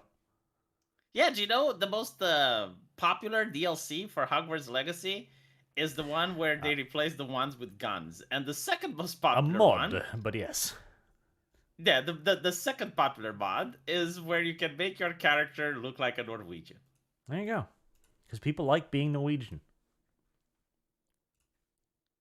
The one with guns is hilarious. It's like you see kids in school with guns. Sometimes you gotta bring a gun to school to defend yourself against the muggles. It is kind of interesting that it didn't get banned. Like that mod is okay. I really expected it to get banned, but nope. However, the mod, which one was it? Changes the voice of the trans character. That one was banned. Oh, of course, because that attacks the orthodoxy. Bringing guns to school does not attack the orthodoxy. Interesting, because apparently the actor was a woman for the character, and they just modified the voice. Like they used the voice changer to make it sound differently. So they literally introduced that character into the game because of the controversy. Yeah, and that pissed people off. People like this is just too funny not to. Well, we'll make this the last topic of today, because I don't want to go too long either. But we've got to cover the Jim Sterling thing. Oh, beautiful. The Jim Sterling thing. So when it comes to people having controversies and not maybe believing quite what they're saying, Jim Sterling, or Stephanie Sterling as he now goes by, is what now? That's James Stephanie Sterling. James? James Stephanie Sterling. Google it. James Stephanie Sterling. All right, there you go. Yes, James Stephanie Sterling. Yes. Has always been outspoken critique of the corporations, and the defender of the little man. Very, very, very nice person. Turns out they fired their video editor / manservant, who had been with them since like 2017. And she, I don't even know anymore. She, I guess. They, them. There you go. I think this guy actually refers to James Stephanie Sterling as they, them. So there you go. They, them / it, I guess. And they paid them $1,500 for basically being their manservant, driving them around to wrestling conventions, and they even got them to drive their U-Haul truck halfway across America. Yes. Well, the story is a little bit more complex. Apparently, initially, the guy was an editor, and he was paid $1,400 to be available whenever they need him. But then the guy, and this is advice for everyone in the audience, you need to separate business and friendship. So the guy tried to be friendly with the boss and started taking on more and more projects. Now, if you do that, then the other person is going to abuse you, right? So he is the one that offered to drive them around. He is the one that offered to edit like more than the stuff that was initially agreed, and ended up like doing all of this work. And eventually he moved in. I believe it was in the state where James Stephanie Sterling lived, and started becoming their plumber, doing a lot of house chores. Now, again, this could have been avoided, but they got themselves into that situation. So eventually he goes and talks to some of his friends and complains about it, because James Stephanie Sterling didn't want to give him a raise. The friends stop being friends and leak the logs to James Stephanie Sterling, which is enraged and makes like this disgruntled public post about what a bad editor they're having, trying to ruin this person's reputation and trying to make sure that they can't find a job again. And now the editor is spilling their spaghetti. So it's a very beautiful romance story. Very. What I just find funny is this guy was basically they, thems. God, the modern day so retarded. Dog's body, as the chat puts it. professional live-in servant for years. And he kept being like, hey, I do all of this stuff. Could I have some more money? Sterling's like, no. It's expensive being a YouTuber. And I want to point out, too, like, this guy, James Stephanie Stone, must be incredibly bad with money because he earns bank. Like, they mentioned they get 10,000 a month on Patreon. That's the tip of the iceberg. Like, he's still getting, on average, like, 100, 200,000 views per video, and he puts out, like, what, one per week, plus podcasts, etc., plus donations. He's earning 10, 20... 50,000. Yeah, 10, 20,000 at least. Probably twice that. Like, he is making bank, and yet he can't afford to pay his editor more. Yeah, you need to use the pronouns, Art. They, them. They slash them, yeah. It's difficult, okay? Yeah, but you need to stop being a bigot and try. You need to be Hold more on, open-minded. chat. Let me show you a picture. You'll understand why I'm having a hard time. Don't do it, Arch. Don't do it. And thus the chat grows angry. Oh, yeah. Sterling is a character. Let's put it like that. He's They are. they are interesting people. No doubt about it. The funny part is, of course, again, them have always been very loud and vocal about how they're totally socialist. You know, they're on the workers' side. They hate all of these companies being mean to their employees, and yet they have a live-in servant that fixes their plumbing. Oh well. Weaponized hypocrisy. What would the left be without it? Isn't it called butler? I mean, that's... butlers get paid a lot of money, V. Like, this guy doesn't qualify for butler status. You know, it's customary that when the master buys a new car, he gives the old one to the butler. Yeah, no, butlers earn bank, my dude. Like, butlers need education. Like, it's a 6-year school to become a butler. Yeah, and you can't get married, you can't have a girlfriend, you have to sleep in the master's house. Yeah, like, there's a bunch of requirements. Like, this guy was no butler. This guy was a servant. If he was very lucky, they then would take off his leash before bedtime, I guess. Oof. But yeah, it is.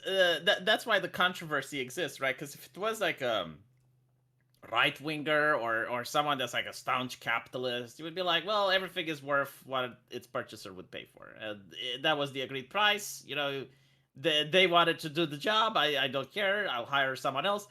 But no, like, this is a person that's like, oh, well, companies are evil because they milk people dry, and you know. When you see how they're paying, I believe Devo said it, like, never get between a communist and his money. Yes. And it's also the fact that both parties are equally far left. So they're now accusing each other of mental abuse. And you know that word. Mental abuse means everything from, standing outside their house calling them bitch to putting the cheese slightly wrong in the freezer. Any inconvenience can be mental abuse. Any inconvenience. It's the long and torturous fall of Jim Sterling. I mean, does he? I'm sorry. Do they get subscribers? I think they've actually been slowly bleeding subscribers for years now. But they had a lot of success initially. Like, you gotta remember, Stephanie Sterling did years as an edgy YouTuber before transitioning fully in both mind and body. Oh shit, not good, Arch. Look at this. Not good. Let's see. If you look at total subscribers weekly, it's yeah. like the upside down world. I mean, it's... Yep. So this is the social blade for, oh god, they're dead naming him too, Jim Sterling. Oh god. I think that's the way they presented themselves. But yeah. I don't know if yeah. So he's been bleeding subs for absolute ages. I think they dipped beneath the like a million milestone. Oh god, yeah, look at this. Like every month, 5,000, 4,000, 3,000, 2,000, 2,000, 2,000. Like on a good month, he loses only like 2,000 subscribers. And this has been going on since like September. Oh, I had a good month now, baby. What happened? I only lost 2,000 subscribers. That's pretty great.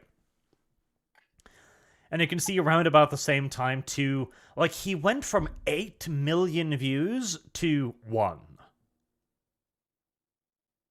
Oh, shit. I mean, don't get me wrong, 1 million views is still not bad. Like, that's still, like, $2,000-3,000 a month. No, it is bad for a 700,000 subscriber channel. It's bad from one that used to bank 5 to 8 million, you know.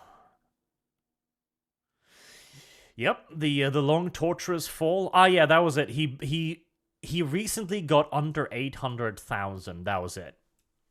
You know what I think it is? It's the algorithm, Arch. It's the algorithm. Is that a sorry? It's the algorithm.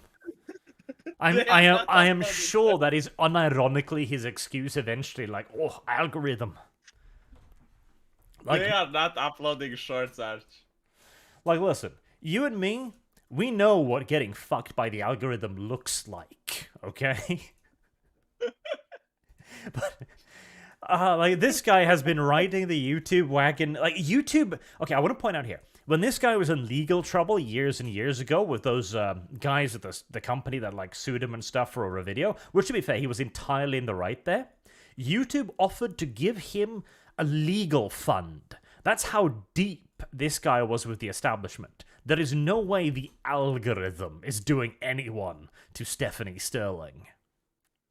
She's not uploading shorts, Arch. Yep. Dude, I got a phone call on my personal phone from YouTube, and it is like this gentleman, and it's like, well, I'm your partner manager. I'm like, what do I have on? And like, yeah, we want to talk about the key issues on how to grow your channel, and I immediately like talk to Arch. It's like, do you think this is legit? Like, Yeah. do they call you on your fucking phone? Like, what the hell, right? So I get to the meeting, and you know, this very lovely gentleman is over there. It's like, oh, you have a red shirt. I have a red shirt too. And it's like, yeah, let's skip the corporal BR bullshit. What do you want me to do? Upload shorts. So like, let me get this straight. Like, you're phoning me from my bed, like I'm asleep, to tell me to upload. How desperate are you pushing these things? Oh, yeah. Like, No. my users don't want them. I don't want to make them. Like, why are you doing this to me? Yeah, no. YouTube loves shorts. They absolutely adore them. Because the thing is, shorts are perfect retard fodder. So when all of those normies are sitting on their phones just scrolling YouTube, they're just scrolling short. And that gives YouTube the ammunition to go to their investors and go like, look, we got like 5 bajillion zillion video hits this week. We're like, wow, give us money. Yeah, you know what you can do though? Like, for real, go to your old videos that you've already uploaded, but like no one watches because like they're from 2016. Make a short from those, and then when people see it, they can click it and they can generate traffic to your long-term video. Oh yeah, I know. I'm gonna have my manservant do that. Yeah, but it's annoying because like the format is dumb. Like it's that. Oh, I hate it. I fucking hate it. It's so stupid.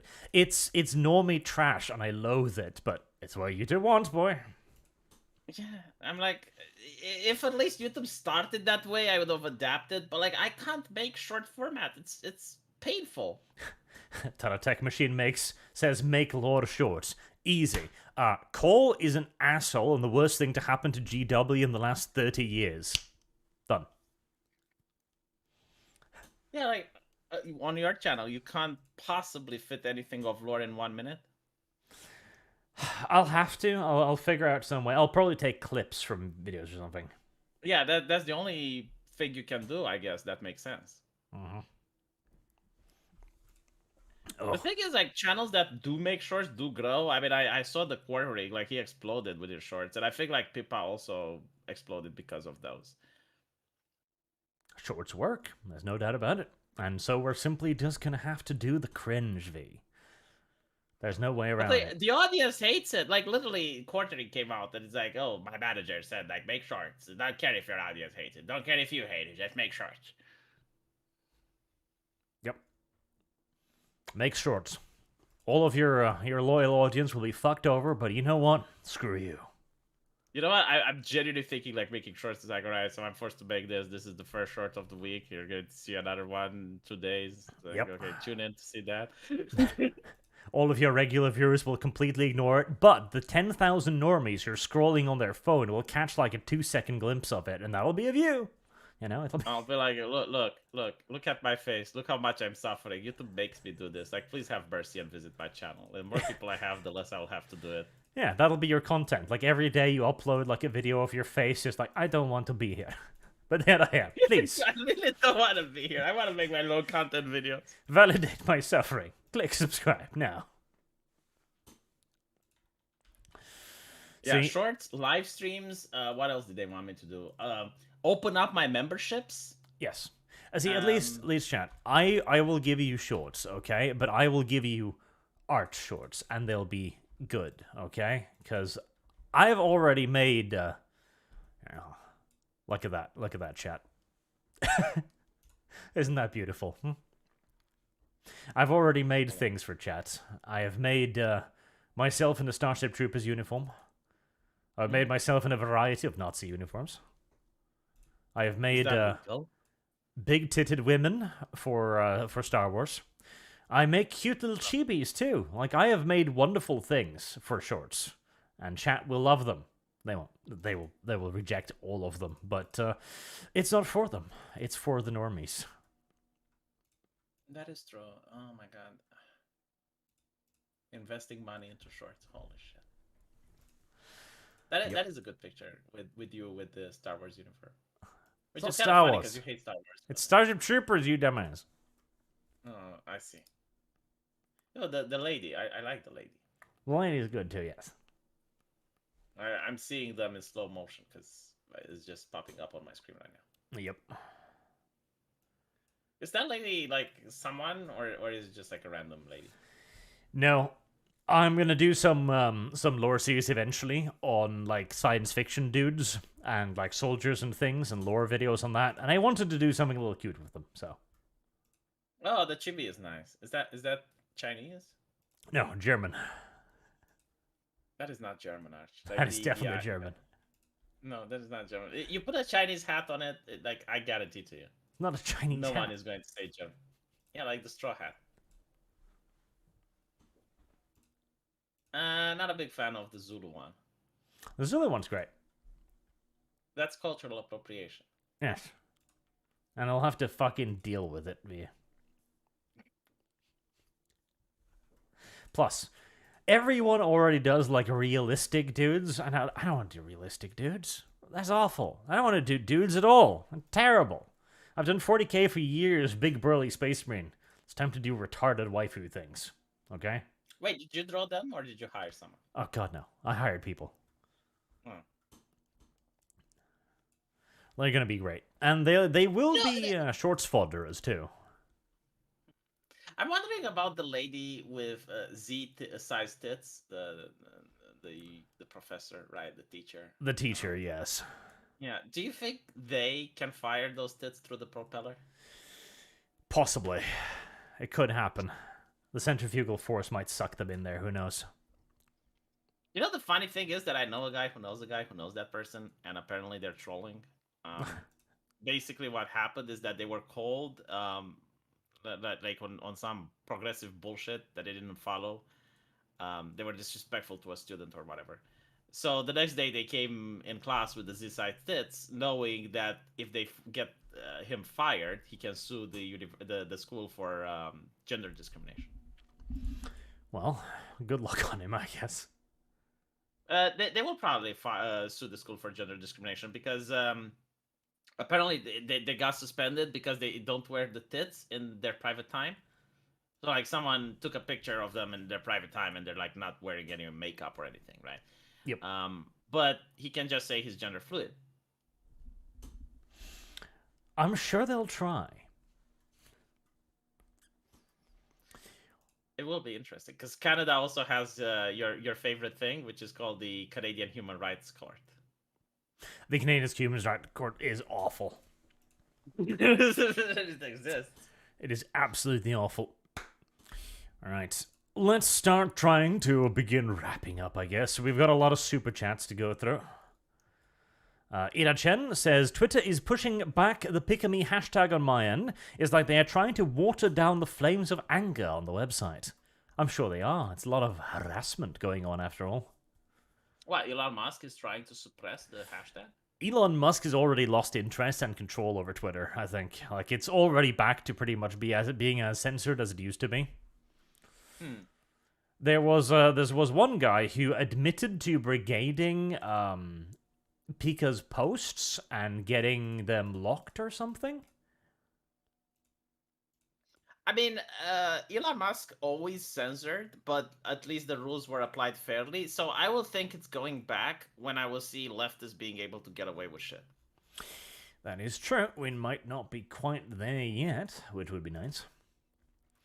Glowy says, do you guys remember the South Park episode where they harass a pop star to death or into committing suicide? This Pikamee episode reminds me of that comedian fictional ritual. Woke need human sacrifice to survive, whether it be literal or social. They feed off blood and suffering. I can see it. That is absolutely true. The moment they don't have things to fight over, they fight amongst themselves. Yes, they do. But that isn't just the left. That's any community based around the idea of drama. I mean, you killed the Bloodsport community, or you were at least a participant in its demise, after all. You know this.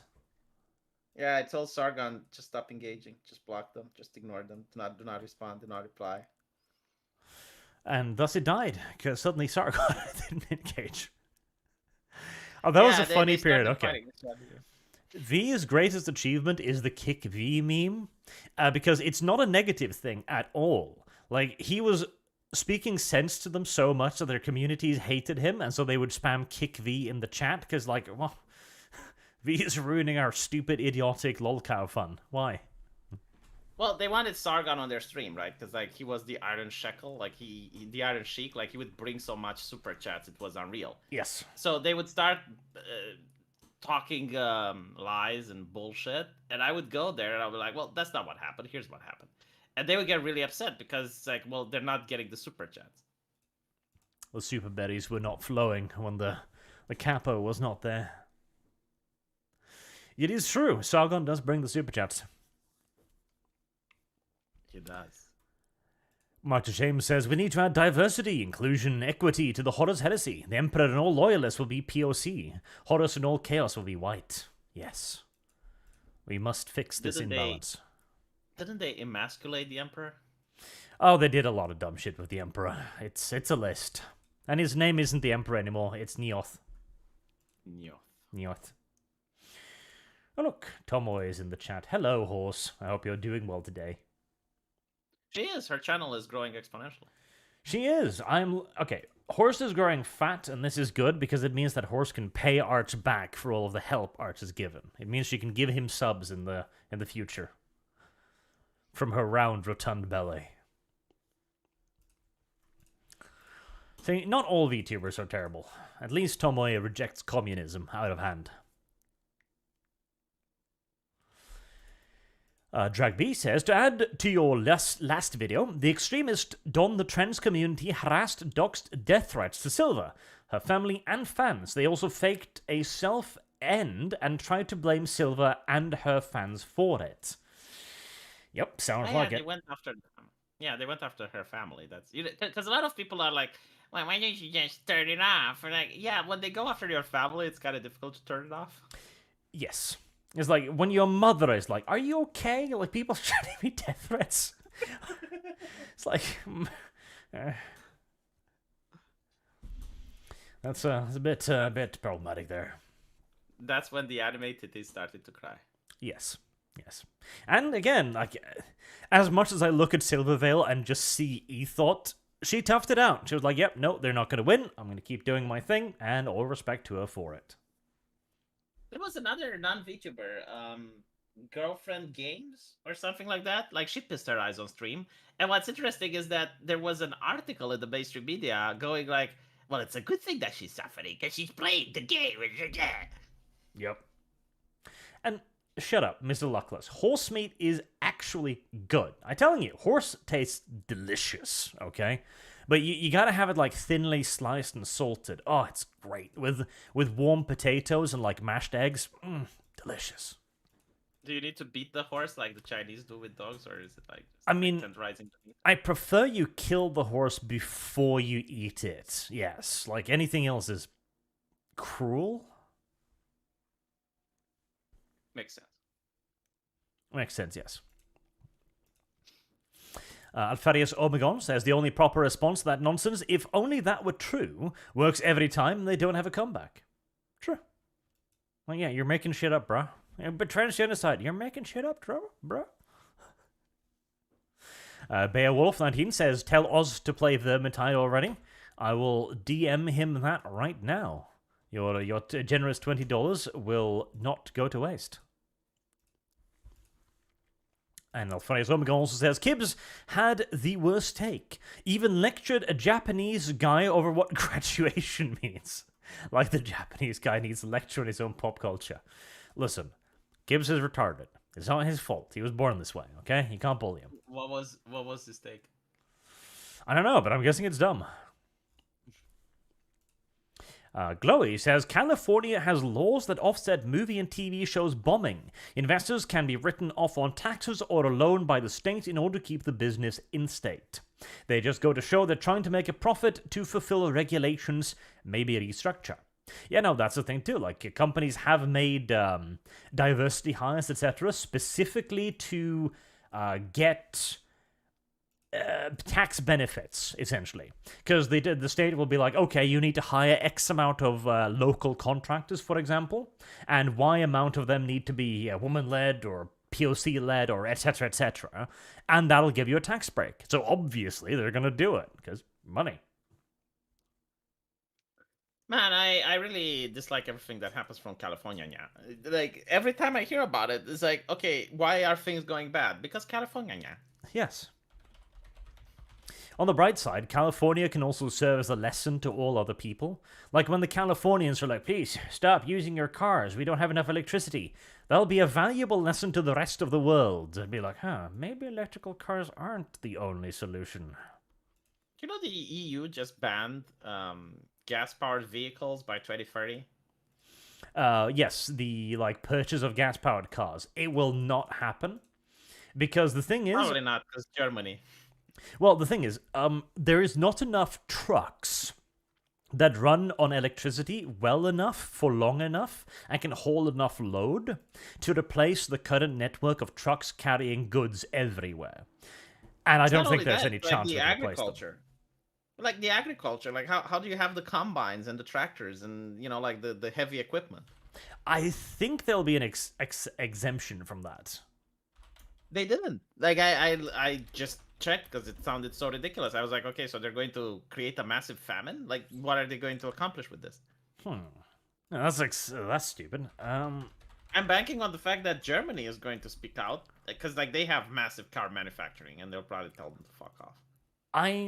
I know that there are prototypes and some electric tractors, but I have no idea how good they are. I would assume they're going to be awful, because the thing with a tractor is you need a lot of horsepower, which you can transform into a lot of torque. And I imagine you'd need one fuck of an electrical engine to provide similar torque. It's not only that, it's like in Eastern Europe, where a lot of this grain comes from. Like, in rural areas, they do not have places to charge the tractors. Like, the infrastructure isn't there. Oh, Jesus. Yeah, okay, so I found an article here on a fully electric Swiss tractor is now a reality. Its output is 68 horsepowers. That's very small for a tractor. That I don't know what you're gonna tractor with that, but That's what you're going to track. Yeah. I mean, you'd be better off using your fucking personal car at that point. You might use a horse, like in the old thing. An ox, actually. Like, I'll tell you this, if there was 68 horsepower in my tractor, I would not be able to plow the fucking snow that piles up around my house. But alright, I mean, we'll try, I guess. We'll see. Electrical tractors. Oh well. On the bright side, I guess it'll mean we'll have to eat more horses.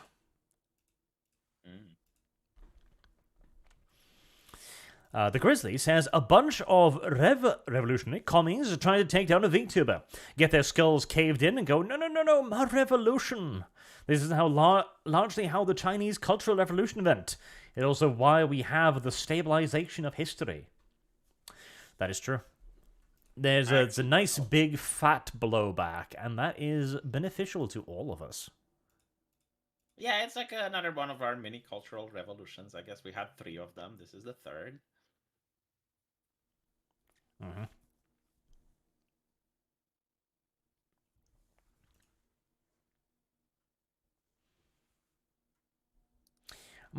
What is it?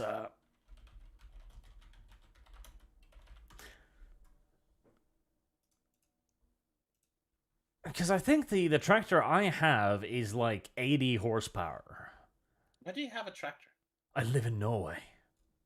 So, like, do you track the snow, or what do you do with it? Yes, I use it to move snow.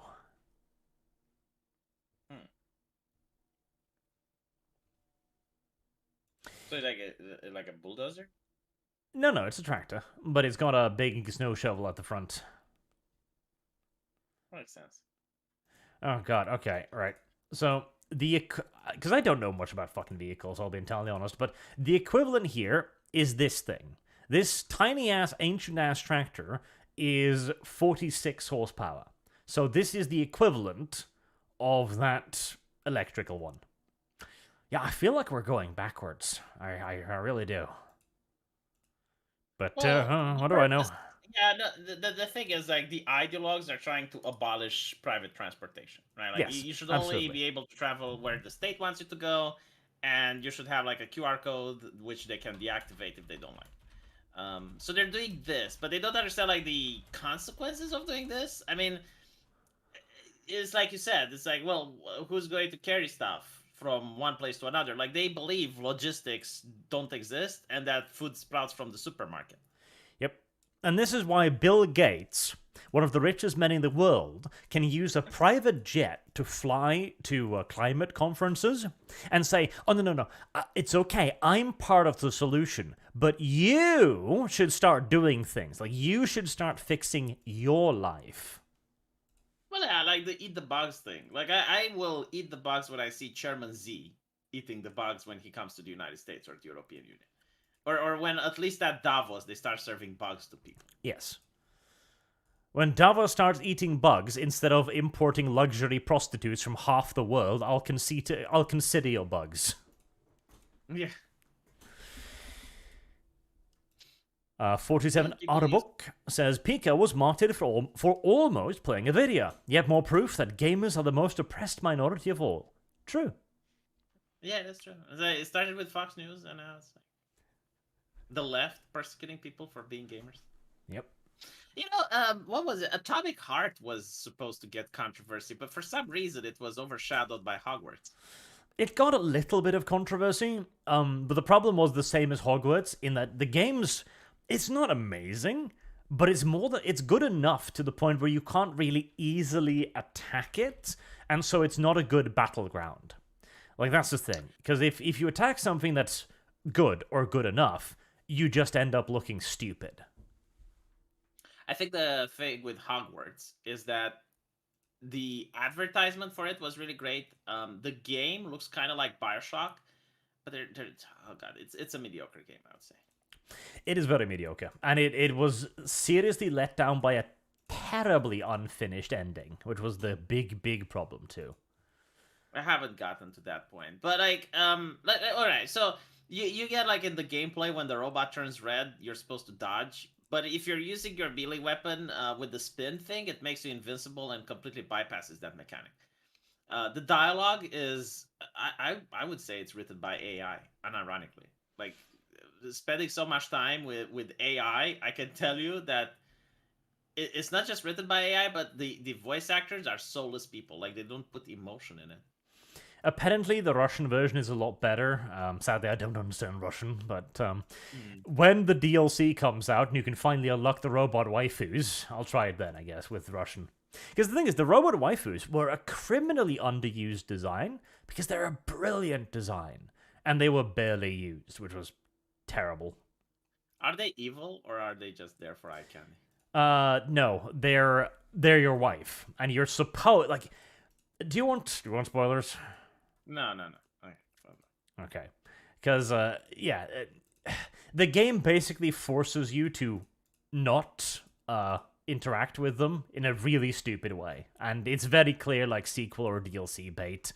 I'm not a fan of the ending at all. But hey, like, bear in mind too, this is Mundfish like first video game, right? So for a first try, it's not bad. Yeah, I think like the problem is that it looks AAA, so people have higher expectations than if it was like looking like an indie game. There's also the fact that a lot of the stuff that was they did do some fakery.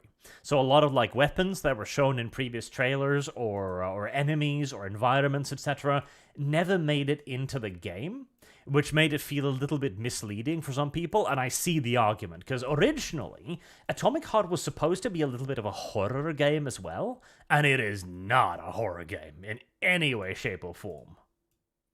Mm-hmm. Man, look at the design. It's fucking amazing. Yep.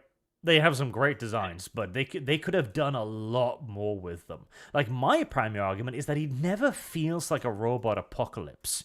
Like, you never feel like this was a living, breathing world that suddenly went bad. There's no horror element to it. It's just, there's enemies everywhere. I think the reason it looks so good is because you look at Western design and shit, and now you finally see a design which literally gets like the best aspects of the feminine body, right? Like that is like a Greek statue over there, you know, like just pure perfection. No, absolutely. You have the abs, you have the position, standing up straight, right? Like it's perfect. You have the ballerina poise and the perfect positioning, etc. Oh yeah, no, it is an excellent design, which is why it's such a tremendous shame that they barely use them. Oh well. Hopefully in the DLC. Yep, hopefully the DLC will be great. Otherwise, I'll feel particularly screwed over, I guess. Nolly says, yes, Arch, it turned out the self-centered children never told no, grow up to be self-centered adults that hate not getting what they want. What was it you said about a belt, Arch? I unironically championed the occasional beating of children. Just a little bit, you know. Just a little bit. The very least consequences, okay? I mean, I got spanked when I was a kid, and look where I ended up. Yes. I see. If you want to be like V, beat your kids. Unironically, like, a child needs to be afraid of its parents. If it's not, you've done something wrong. If you wanna talk about that, right? Like, there was this video on YouTube with, like, this black girl. I think she was, like, 9 years old, and she's arrested by the cops, right? And she's crying, and everyone is, like, upset about the police officer. I'm like, okay, let's look into this, because this is interesting. Like, who called the cops on her and why? Turns out she beat that other classmate, then beat the teacher, right? So I never did that when I was a kid. But, like, if you do that, if I were to do that when I was a kid, what would happen is that I would have got the spanking, right? But you can't spank people in the US, because if you do that, that's child abuse. So, like, what other recourse is there? Like, you can't spank them. You know, their parents don't care. They're beating up other kids and they're biting other school teachers. Like, literally, the only thing left for the consequences is to call the cops. Yeah. And what are the cops going to do? They're going to be like, oh, don't be a bad child. No, they're going to take her to juvie. But, like, it's, you know, I would rather, if I was a kid again, I would rather get a spanking than being taken to juvie. I don't know about other people. Like, maybe what I'm saying is the cops aren't going to take them to juvie either. They're going to give them a talking to. And like, oh, don't do that. Oh no, she was arrested with handcuffs and everything. Maybe. They drive her to the police car. Well, at least that's a smart police officer then. But the thing is, like, you shouldn't rely on the state to raise your kids. Yeah, it's literally what's happening, right? Like, I'm not saying that a spanking is something that should be all the time, but like when someone bites another teacher or tries to attack another colleague, and it's not just like play fighting, like you're actually trying to injure them and stuff. Like, what should be the solution then? Obviously, you talk to them, and if they don't listen and they do it again, like what do you do? You beat them. Wasn't there, like, in the Dead Poets Society, like, they even had a paddle crafted for that purpose?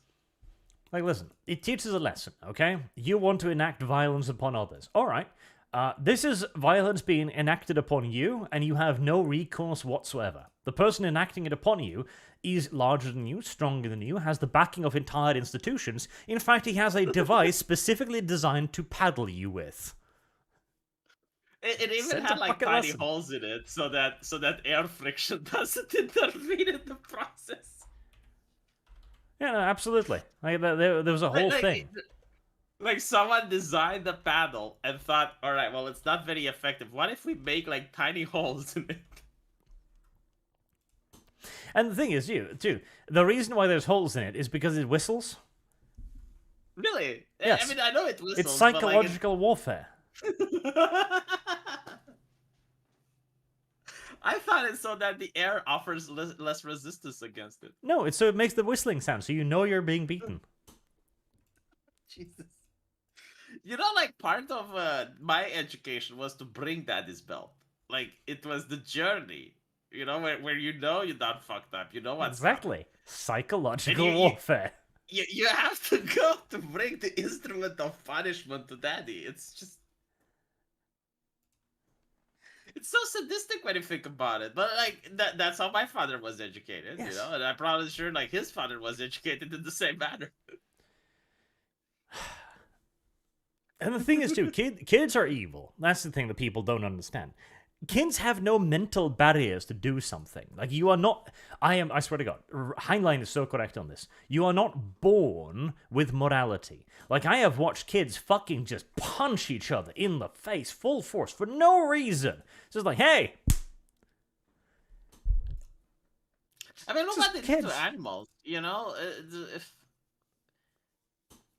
Like, they take a fly and they start pulling its wings off, and then they watch how the fly moves around, and it can't, it's hilarious because it can't take off. Yeah, like they bring a magnifying glass to the anthill. It's like, hey, sizzle. Yeah.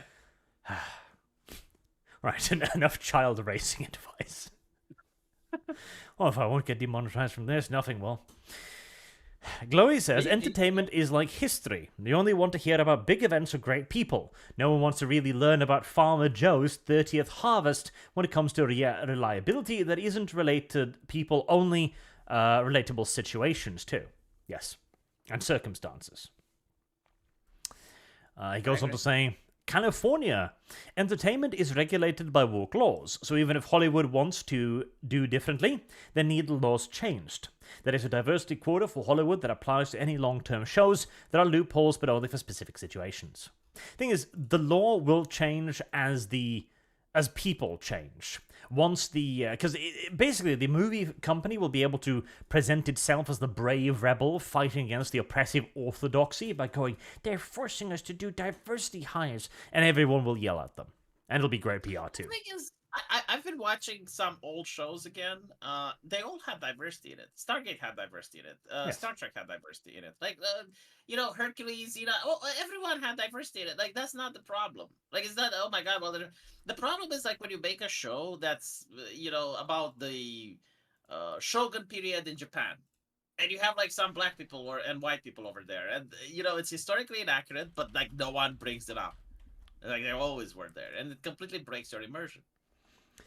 The thing is, a show can have diverse characters, But so long as it's about the characters, there's no problem. But when the characters make their identity into their character, that's when you have the issue. Simple as. Yeah. Or like this whole stuff where you have like a man and a woman, and they want to empower the woman, so they make the man into a buffoon. And like for example, Disney's remake, or like the cartoon remake of Star Wars, right? So they have Leia and Luke, and Leia is now bloodthirsty. She's competent at everything, and Luke is a bumbling idiot. If you're a fan of Luke and you want to see Luke on the screen, you're going to be upset with that, right? Like, there's no one saying you shouldn't make Leia more competent or more powerful if you want, but like, why do you have to demean the already established characters? Mm-hmm. Because you need to tear them down to bring more focus on the new character. And the new character is just the identity now.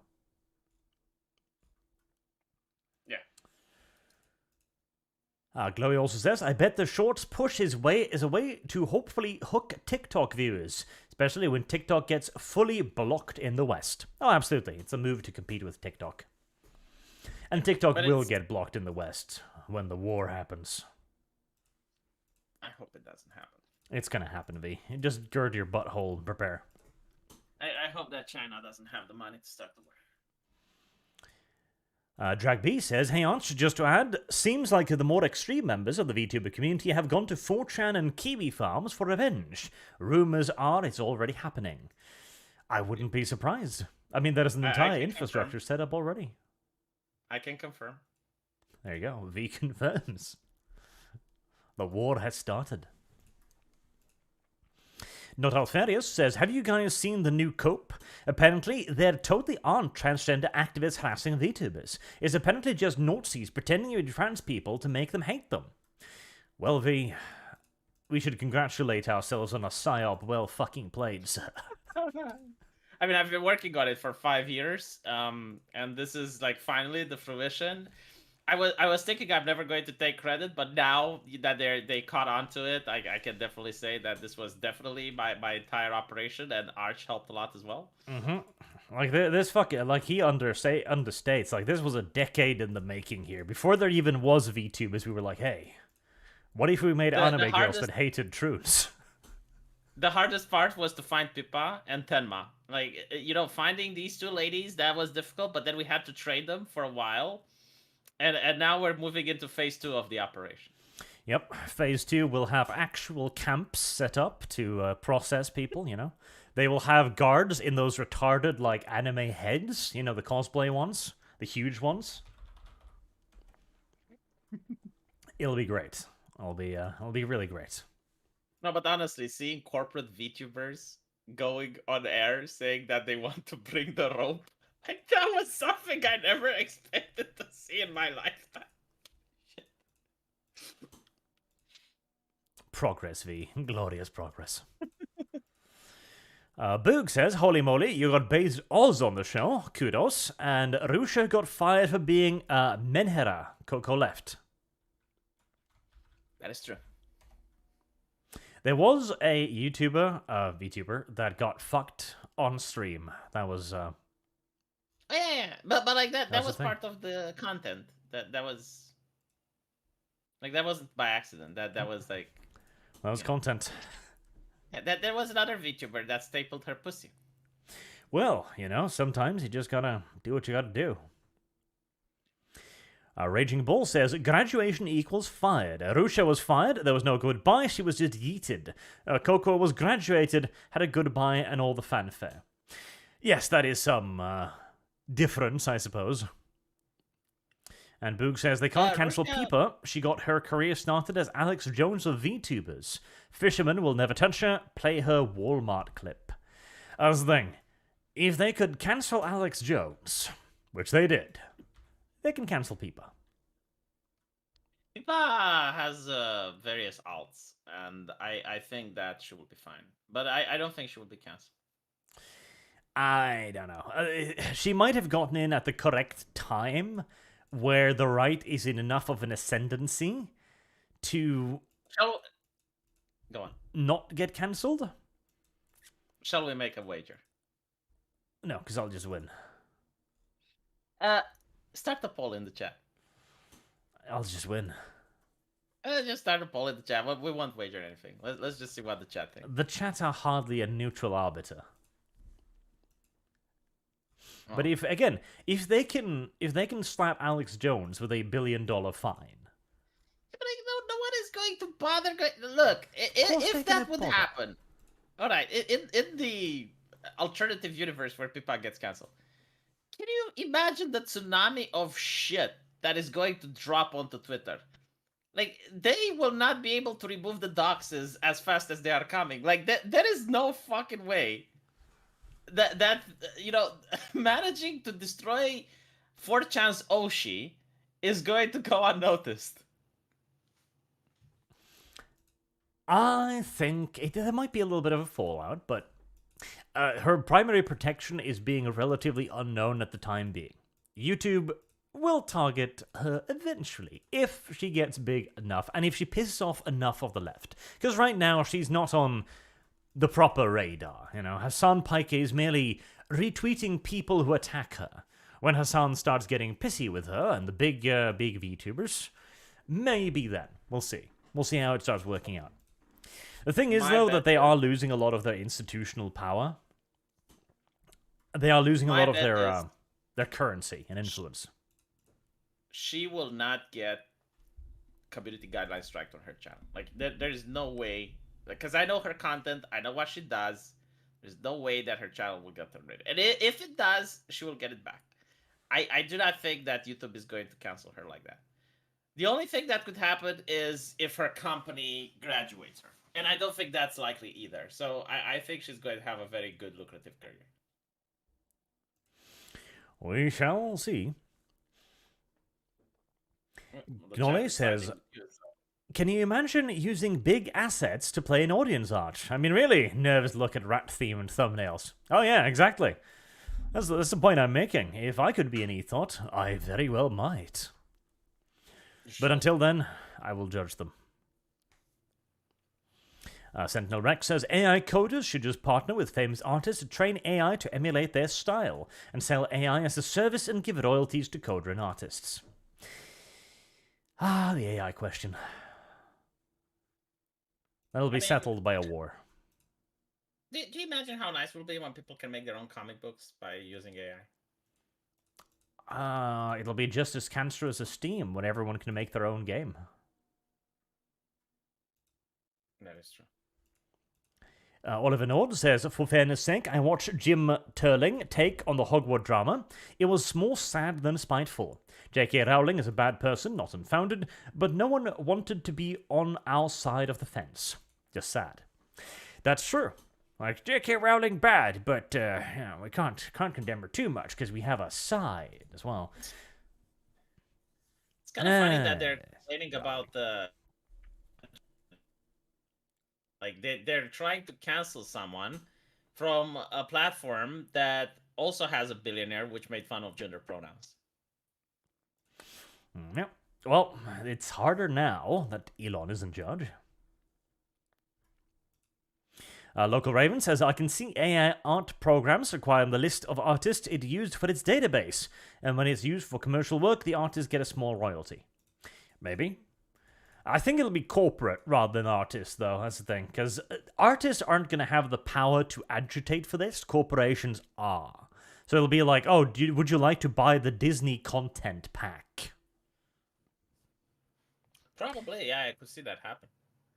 American Outlier says, safest thing to do is like you all mentioned, we need to create original stories and be good, not make stuff just to be anti-woke. That's true. You do have to make a good product, too. He's working on a super secret project that you might be able to see on his Twitter. It will probably happen in October. So. Anon says, have you seen Farsight's new model? It's very weeb. Yes, he has a literal cherry blossom sticking out into his anus, which, see, that's the thing. GW, it's not that they're just, like, embracing the weeb, it's that they've given up on being original. They've given up on trying, and now they're just like, yeah, the tower just Japanese. I think it's due to the fact that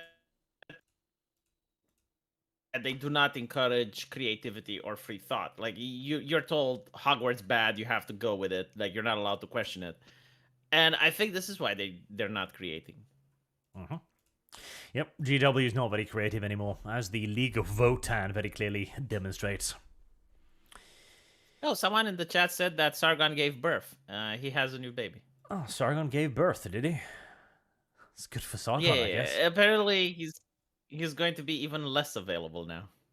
Wow, Sargon has had a child. Impressive, Sargon. Yes. No, unironically, he actually has another kid. Oh, yeah. I guess I'll believe it when I hear it from him. Yeah, it's on Twitter. Like, go to his Twitter profile. He posted the picture where he's holding the spawn. He's created another one. How very, very terrible of him. Yeah, he's multiplying. Look. There you go.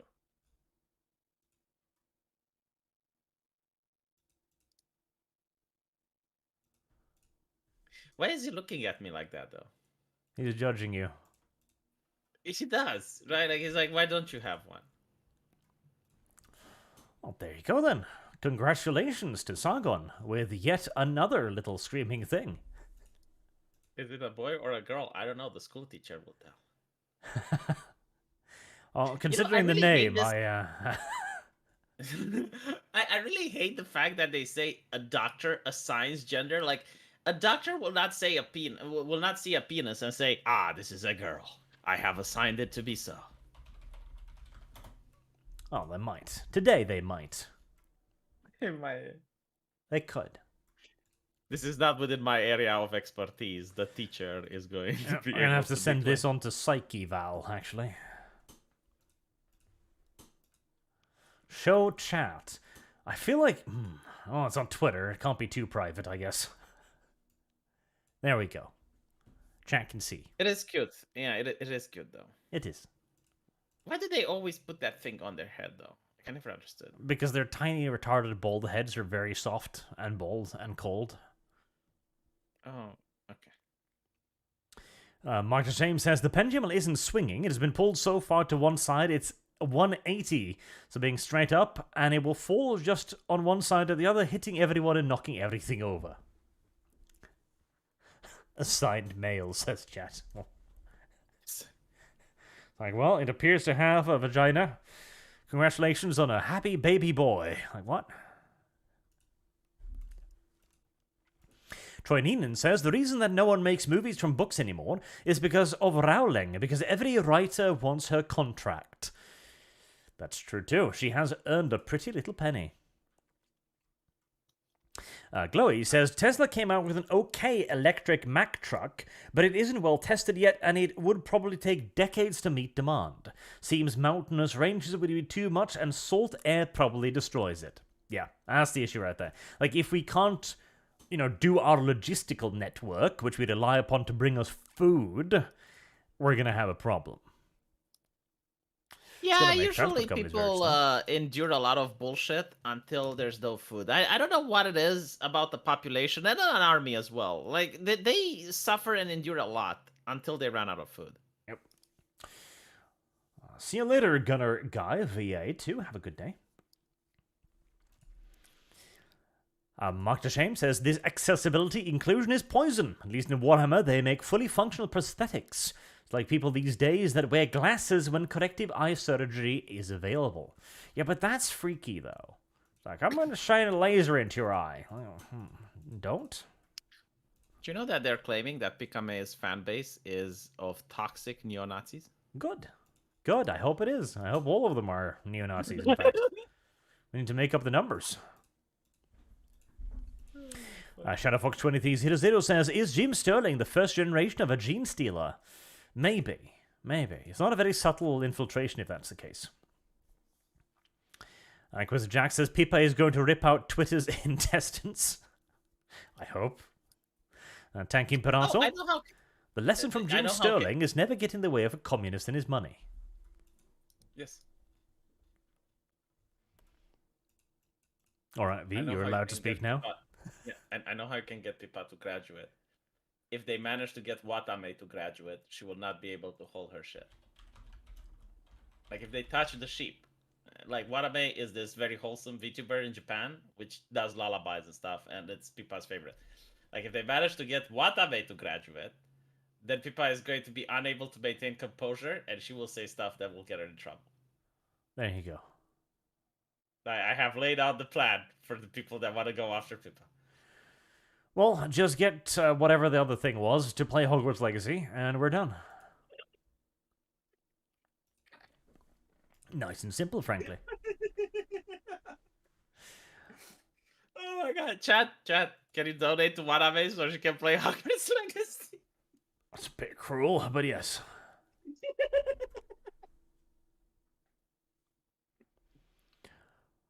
Trinian says, short video, Arch lore video out of context. Ah yes, just a random part. Like, the creature had 10 vaginas, and it could use it to create X amount of babies per minute. That'd be kind of funny. Maybe.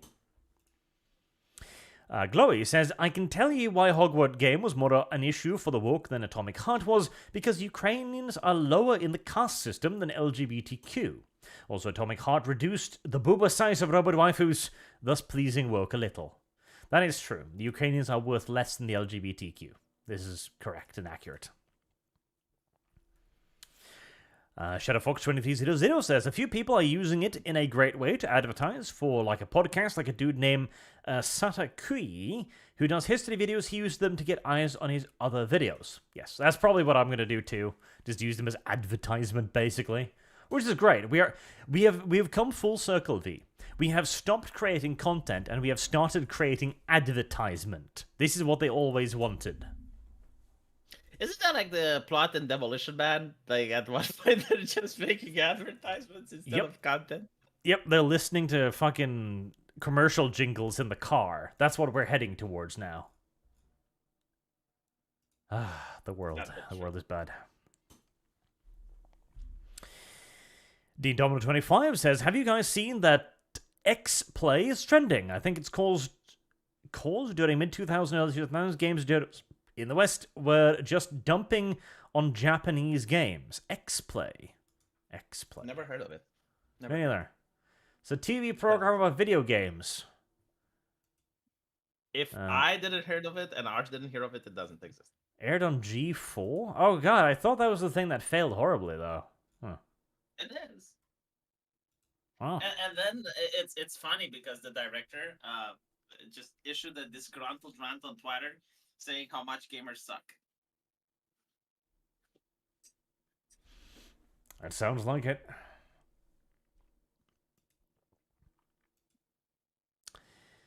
Chantal Liang Yang says, I stored you on Discord a Onion article, which I would honestly expect in a woke world. The Onion is hardly satire anymore. It's just predicting the future. No, that's the Bumblebee. The Babylon Bee, sorry. Old Death 5 says, Fiendish was delivered today, so thanks, Arch. I mispronounced my own name somehow. Arch. You're very welcome. I hope you enjoy it. And Stray Dog says, hey Arch, the world we live in is crazy. Glad to have you still be a rational voice. Been hearing that Russia is getting very mad. They are beginning to gain ground in Bakhmut, I think it was, though. Maybe that'll calm them down a little bit. I don't know why the Ukrainians continue to fight over that piece of ground, though. It's like, we want this. Yeah, but it's strategically irrelevant. Like, don't. I don't know, Ukraine needs to transition over to a more mobile form of warfare. You're causing attrition to the enemy, right? Yeah, okay. Tell me this. Which country can handle attrition better? Russia or Ukraine? Depends how many mercenaries are in Ukraine. Not enough. Ukraine needs to focus on trying to win a very big and shattering victory, and to do that, they need to minimize their loss of manpower. They need to stop with this grindy attrition shit. I don't think it's good for them. Also, take into account that Russia, while big, has a very aging population. Well, as long as they can hold a gun, V. Didn't they shoot like that airplane? And I looked at the pilot; it was like 55 years old, and like, how the fuck? Like, did they not have like fighter jet pilots anymore? Because I think that's why they're not using planes that much. Or not using planes in the direct support role because they're getting shot down, as it turns out that outdated piece of shit technology doesn't work very well. Because I noticed they don't have planes, and it was weird. So it's because the Ukrainians have anti-air. You're saying? Russ Williams says, or replace their losses of manpower with US imports. Yeah, Zelensky did say recently that he was going to have to get American men and women to start dying on the battlefield. Yeah, good luck with that. I mean, the whole thing, like, what was it? Crenshaw, you know, the guy that Hassan Piker made fun of. He said that the whole reason for the war that America is supporting the war in Ukraine is so that American citizens don't die, which is very cynical, cold-hearted. But it is true, right? Like that's literally why they're doing it. Well, yes, the West is supporting the war in Ukraine because it's better that Ukrainians bleed than them. Like, unironically, that's the rationale and the reason. Yeah, like I'm pretty sure behind closed doors, that's what politicians are saying. Of course, like it's the obvious thing to do, and still a bit cynical, but such is life. Cynicism. Glow in the Dark says Arch likes horse meat. Clip that. That's nothing clippable. I'm proud of liking horse meat. It's delicious and thinly sliced and salted, with hot potatoes and mashed eggs. It's great. Dryfee says, blank, the Canadian Human Rights Court. It's a kangaroo court. Also curious about the woodworking teacher. If it's true, he's trolling because the school board was being absurd. That's hilarious, and I hope it's true. Oh yeah, the Canadian Human Rights Court is absolutely terrible. Yep, and they can lock you up as well. And, Yep, and they're not a criminal court. No, but they can give you a fine, and if you don't pay the fine, then they'll take you to criminal court, and then they'll lock you up just based on what the Human Rights Court told you, so yeah. Yep. Algumu, too, says, maybe why 40k has the unreliable narrator, because they realize that they might be making a mistake with all their woke stuff and later change it and say, oh, that never really happened. Now, that was made up before that. It was because so many of their Black Library authors were making up stupid shit, and they couldn't be bothered to, proofread every single book. So I was like, yep, I just, don't believe it. If it's dumb, don't believe it. Tank Imperator says, problem is we are already outstripping lithium mining supplies. Ban gas vehicles and we will have resource wars over what deposits are there, not to mention food. Oh yeah. Like, if we ban gas vehicles, and we still need vehicles, which we do, then Africa is going to be a very, very warm continent, for reasons other than the sun. It's going to be very difficult when we run out of lithium. Like, so many things are made out of lithium. Yes, it's gonna suck. But luckily, we will have had a world war by then, and whoever wins gets the bounty, I guess. Well, if you have a world war, that would mean even more use of lithium. For a while, V. Like, the next World War will probably be a fairly short one. You think so? I think it'll be a war of starvation, honestly. I think it'll basically be China getting slapped down, an enormous blockade imposed. If America's feeling particularly spicy, they might grab some territory here and there. Or maybe they'll unleash the Japanese to carry out Nanking 2.0. The Japanese. And then a few years later, like 5 or 6 years, the Chinese economy will fully collapse. They'll be eating their own fucking people in the streets, and we'll declare victory. Is it like the 4 Gorge Dam, the 3 Gorge Dam, like one missile there and you already get like 1 billion people dead? Like, it's really bad for China. Yeah, but it'd be a humanitarian atrocity. Like, America's gonna have to be pushed pretty far before they start doing that shit. Yeah, but like if it's a world war, I mean. Yeah, but even in a world war, there are rules. Okay, I mean, yeah, they did not use gas in World War II, so. Yes. Like, there are things you can do and things you cannot do. Like, if you blow up the Three Gorges Dam, that's like millions of civilians dead. That's gonna be difficult to spin in the newspapers. Yeah, I mean, you would have to be such an asshole that your country would have to have nuked another country in the previous era in order to do something like that. Yep. Like, the Chinese will have to pull some pretty heavy-duty shit before the Americans will be justified to do something of quite that magnitude. Yeah, I mean, America never nuked anyone, so... they never kill civilians. They nuked the Japanese, but the Japanese were doing some pretty heavy-duty shit. Unit Yeah, I mean, 731. I kind of see what you're saying. You're probably right, but like it depends like how bad the war is going. I would say, because atrocities happened in World War One and World War Two. So if we would have another World War, there would definitely be atrocities.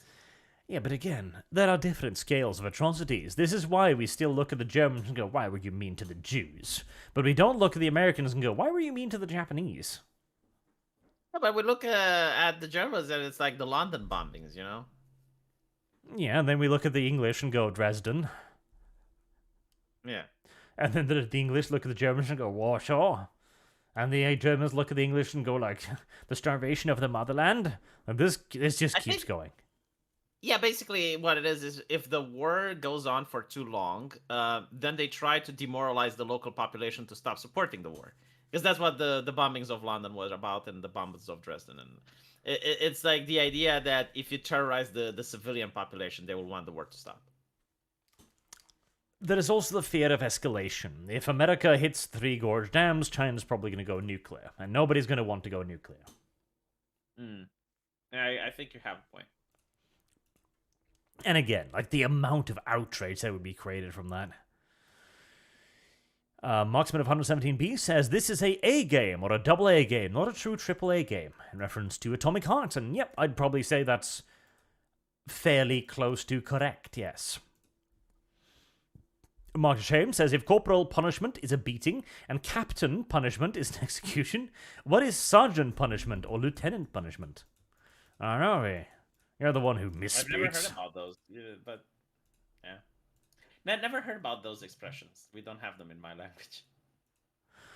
Raging Bull says, arch equals means does not equal. Means does not equal. I'm lost. I'm confused. Yeah, I don't get it either. Marksman 117B says, Peeper will not be cancelled by her company. YouTube, though. Yes. That is very much so my argument as well. I will eat crow if I see it. Glowy says, my dad had a little lyric for spankings. Beat my children so they'll be good. Spank my children like you should. Gets a bit creepy. Boog says, if they touch Watame, I'll be hanging trans Christmas lights from bridges. Watame has a sadder background music than Pika. Her parents told her they didn't want her. Oh, Jesus. There are a couple of sacred cows in the VTube community that if they touch, there will be hell on earth unleashed. I mean, Watabe is one of them, Fubuki, Gargura. I think like there's a couple of wholesome VTubers that I genuinely would not want to live in a reality where they graduate because someone harassed them. Marksman of 117B says, we paid Ukraine over $40 billion. They owe us $40 billion in blood. Ukraine, Russia, it's all the same to the USA. Better them and Europe suffer than us. I'm pretty sure that's how some politicians think, yeah. Some. I'd be surprised if there was one that didn't. Glowy says, I agree, diversity was in Hollywood, but they had exceptions for historical shows, etc., but it was revoked. Also part of woke laws was to not be stereotypical or derogatory to minorities. Examples can't show African tribes as they were because racist and stereotypic. Yes.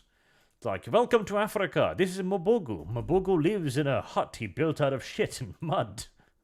That's awfully racist. That's true, though. Yeah, they didn't have a lot of racist stuff. It wasn't just that. It was like, even in sci-fi movies, or, you know, like Indiana Jones gets on an island and they have like this stereotypical depiction of black people and they're cannibals, right? Like that type of thing.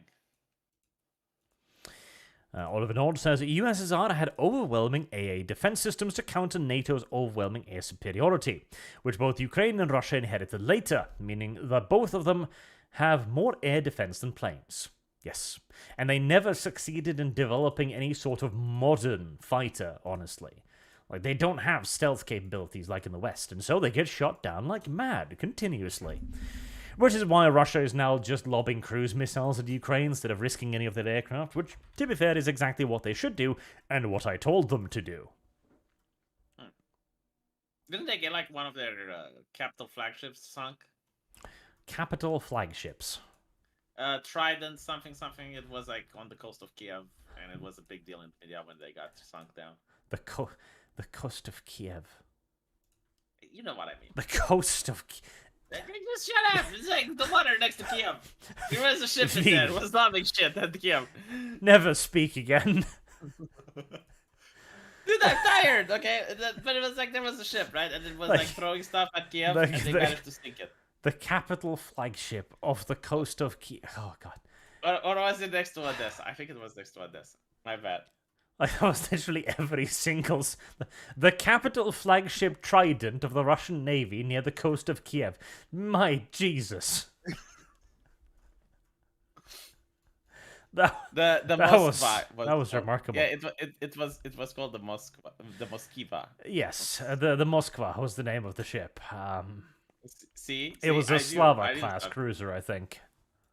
Capital ship. Yes, it was a Slava, and it was sunk by. Oh God, well, it wasn't a Trident, was it? I think it was a Trident. The reason it was impressive, it was due to the fact that it shouldn't have gotten hit. Like, it should have outranged any type of defense. Neptune, that was the name of it. Yeah, I knew it wasn't the fucking Trident. Well, Neptune has a Trident. Anyway, right, so it was out of range, and yet they managed to hit it anyway. And this is why it wasn't the news. Stop speaking. It was out of range. Jesus Christ. Okay. No, the reason why it shouldn't have been hit is because the Slava... It's an anti-air cruiser, practically. It's packed fuck full of anti-ship weaponry. It's got point defensives. It's got like dozens of anti-air missiles. It's got radars.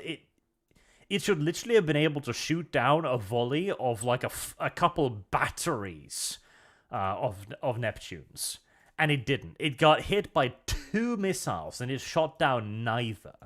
And it turns out, in retrospect, there's been a lot of leaked documents.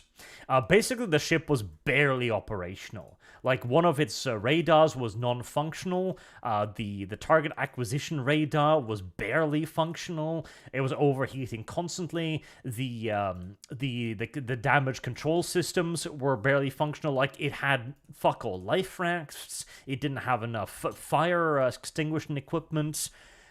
It hadn't been overhauled for years. Like, it was just a floating wreck. All jokes aside, I genuinely thought it was a torpedo when I heard that it got sunk. I was thinking, like, it's like there's no fucking way they launched something at it. I didn't believe it to begin with, because there's no way that a ship like that is hit by, like, 2 Neptunes. And the Ukrainians, too, didn't think they'd hit it. That's the thing. They sent off 2 missiles. The Neptune batteries are designed to fire like a dozen missiles, specifically to overwhelm a ship's anti-missile defenses. So what they were probably doing was they were like, okay, punt off a couple to kind of be like, hey, you're a bit too close, fuck off, because they don't want them firing cruise missiles at Odessa. And then they hit, and I bet you they were like, oh, well, we'll take it. Imagine if you're the officer in charge of that. Like, what do you mean we hit? We hit, sir. You'll be like, check again. Right. Get me Zelensky on the phone. I'm getting promoted. Probably Zelensky is WTF. Well, I don't know what that is. Let me talk to my NATO people. And it's like, the NATO people don't believe what you just said. Can you double check? Oh no, the NATO people believed, because it was NATO who gave them the targeting track for the ship. Yeah, but like, even then, it's like they're probably looking at their information and they're like, "What is this glitching?" Yeah, no, it was probably the Russians. Literally, the US, because it was the US who spotted this fucking thing. They were like, "Sir, they sank it." What do you mean they sank it? It's burning, sir. Like our globe Our Globehawk is staring right at it. It's on fire. It's like, do they have stealth technology? Like, where did it go? It's like, fuck. Well, I'm going to have to call State about this, if it's good news or bad news. And eventually the Ukrainian gets the phone call, like, hours later, like, so you hit that ship, and we've decided it's good news? Like, oh, good. You didn't invent any new technology, did you? It's like, not a supersonic missile or something. It's like, we were pretty sure the You know, net the shield was Russians shit. said, like the Russians said that there was a fire on board. Oh yes, the Russians had there was a small fire on board and it was under control. And a few hours later, they abandoned ship. A small fire. I'm pretty sure there was a small fire. Like, don't worry. Nobody died though. Not a single person died. So that's nice.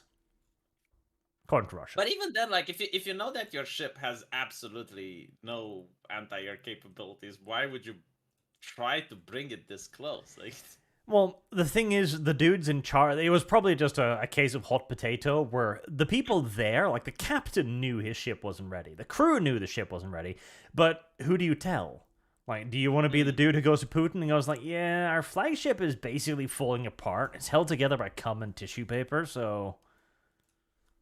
No, probably not. Putin said. It's like, what? It got sunk? Like, how? Oh, there was a fire on board. I see. Like, Putin probably said, who was in charge of ship? Captain Nikolaevich. Okay, Gulag. Nikolaevich. That was probably Putin's general If you're the response. captain, do you even try to get off the ship at that point, or do you just stay? Well, I imagine he was standing on the bridge for 4 or 5 minutes, staring at the waves and then staring east. Like, choices. Relatively quick death, a long time in Siberian work camp. There was that case of the cruise ship which sunk because of captain being an idiot, and then the captain ran away from the ship, and the Coast Guard tells him to get the fuck back and escort all the survivors and coordinate the rescue efforts. I mean, there's even worse shit than that. Like, there was a Norwegian frigate that managed to run itself aground after crashing into an enormous fucking container ship. And the best part is, the guy who did it never got disciplined. They disciplined the watch captain, which, to be fair, it's his responsibility. But it was some fucking diversity hire at the wheel, and it was like, beep, beep. Wasn't like the worst thing that happened for the world, the Evan Green disaster, where the ship literally just blockaded the port? Yep, that was fun for a bit. Yeah. We need to stop getting frigates. Frigates are fucking useless. Chloe says, just like Hitler, Pikamee goes to jail. Twitter jail. As Pikamee sits in jail, stewing in her anger, she will make her manifesto to overthrow the woke. Gas them. Gas them all. Isn't there like that comic book writer, which is radicalizing himself? The bald guy. Yes, which, the Dilbert or whatever, yes. Yeah, he made a comic recently saying that, and I quote, well, actually, I'll just show you the comic. But he says, I'm growing my internet advice business via a merger. All I need to do is break my new business partner out of Romanian jail. Who are you talking about? And the dog says, you need to stop asking questions. And thus they did. Oh. Here you go.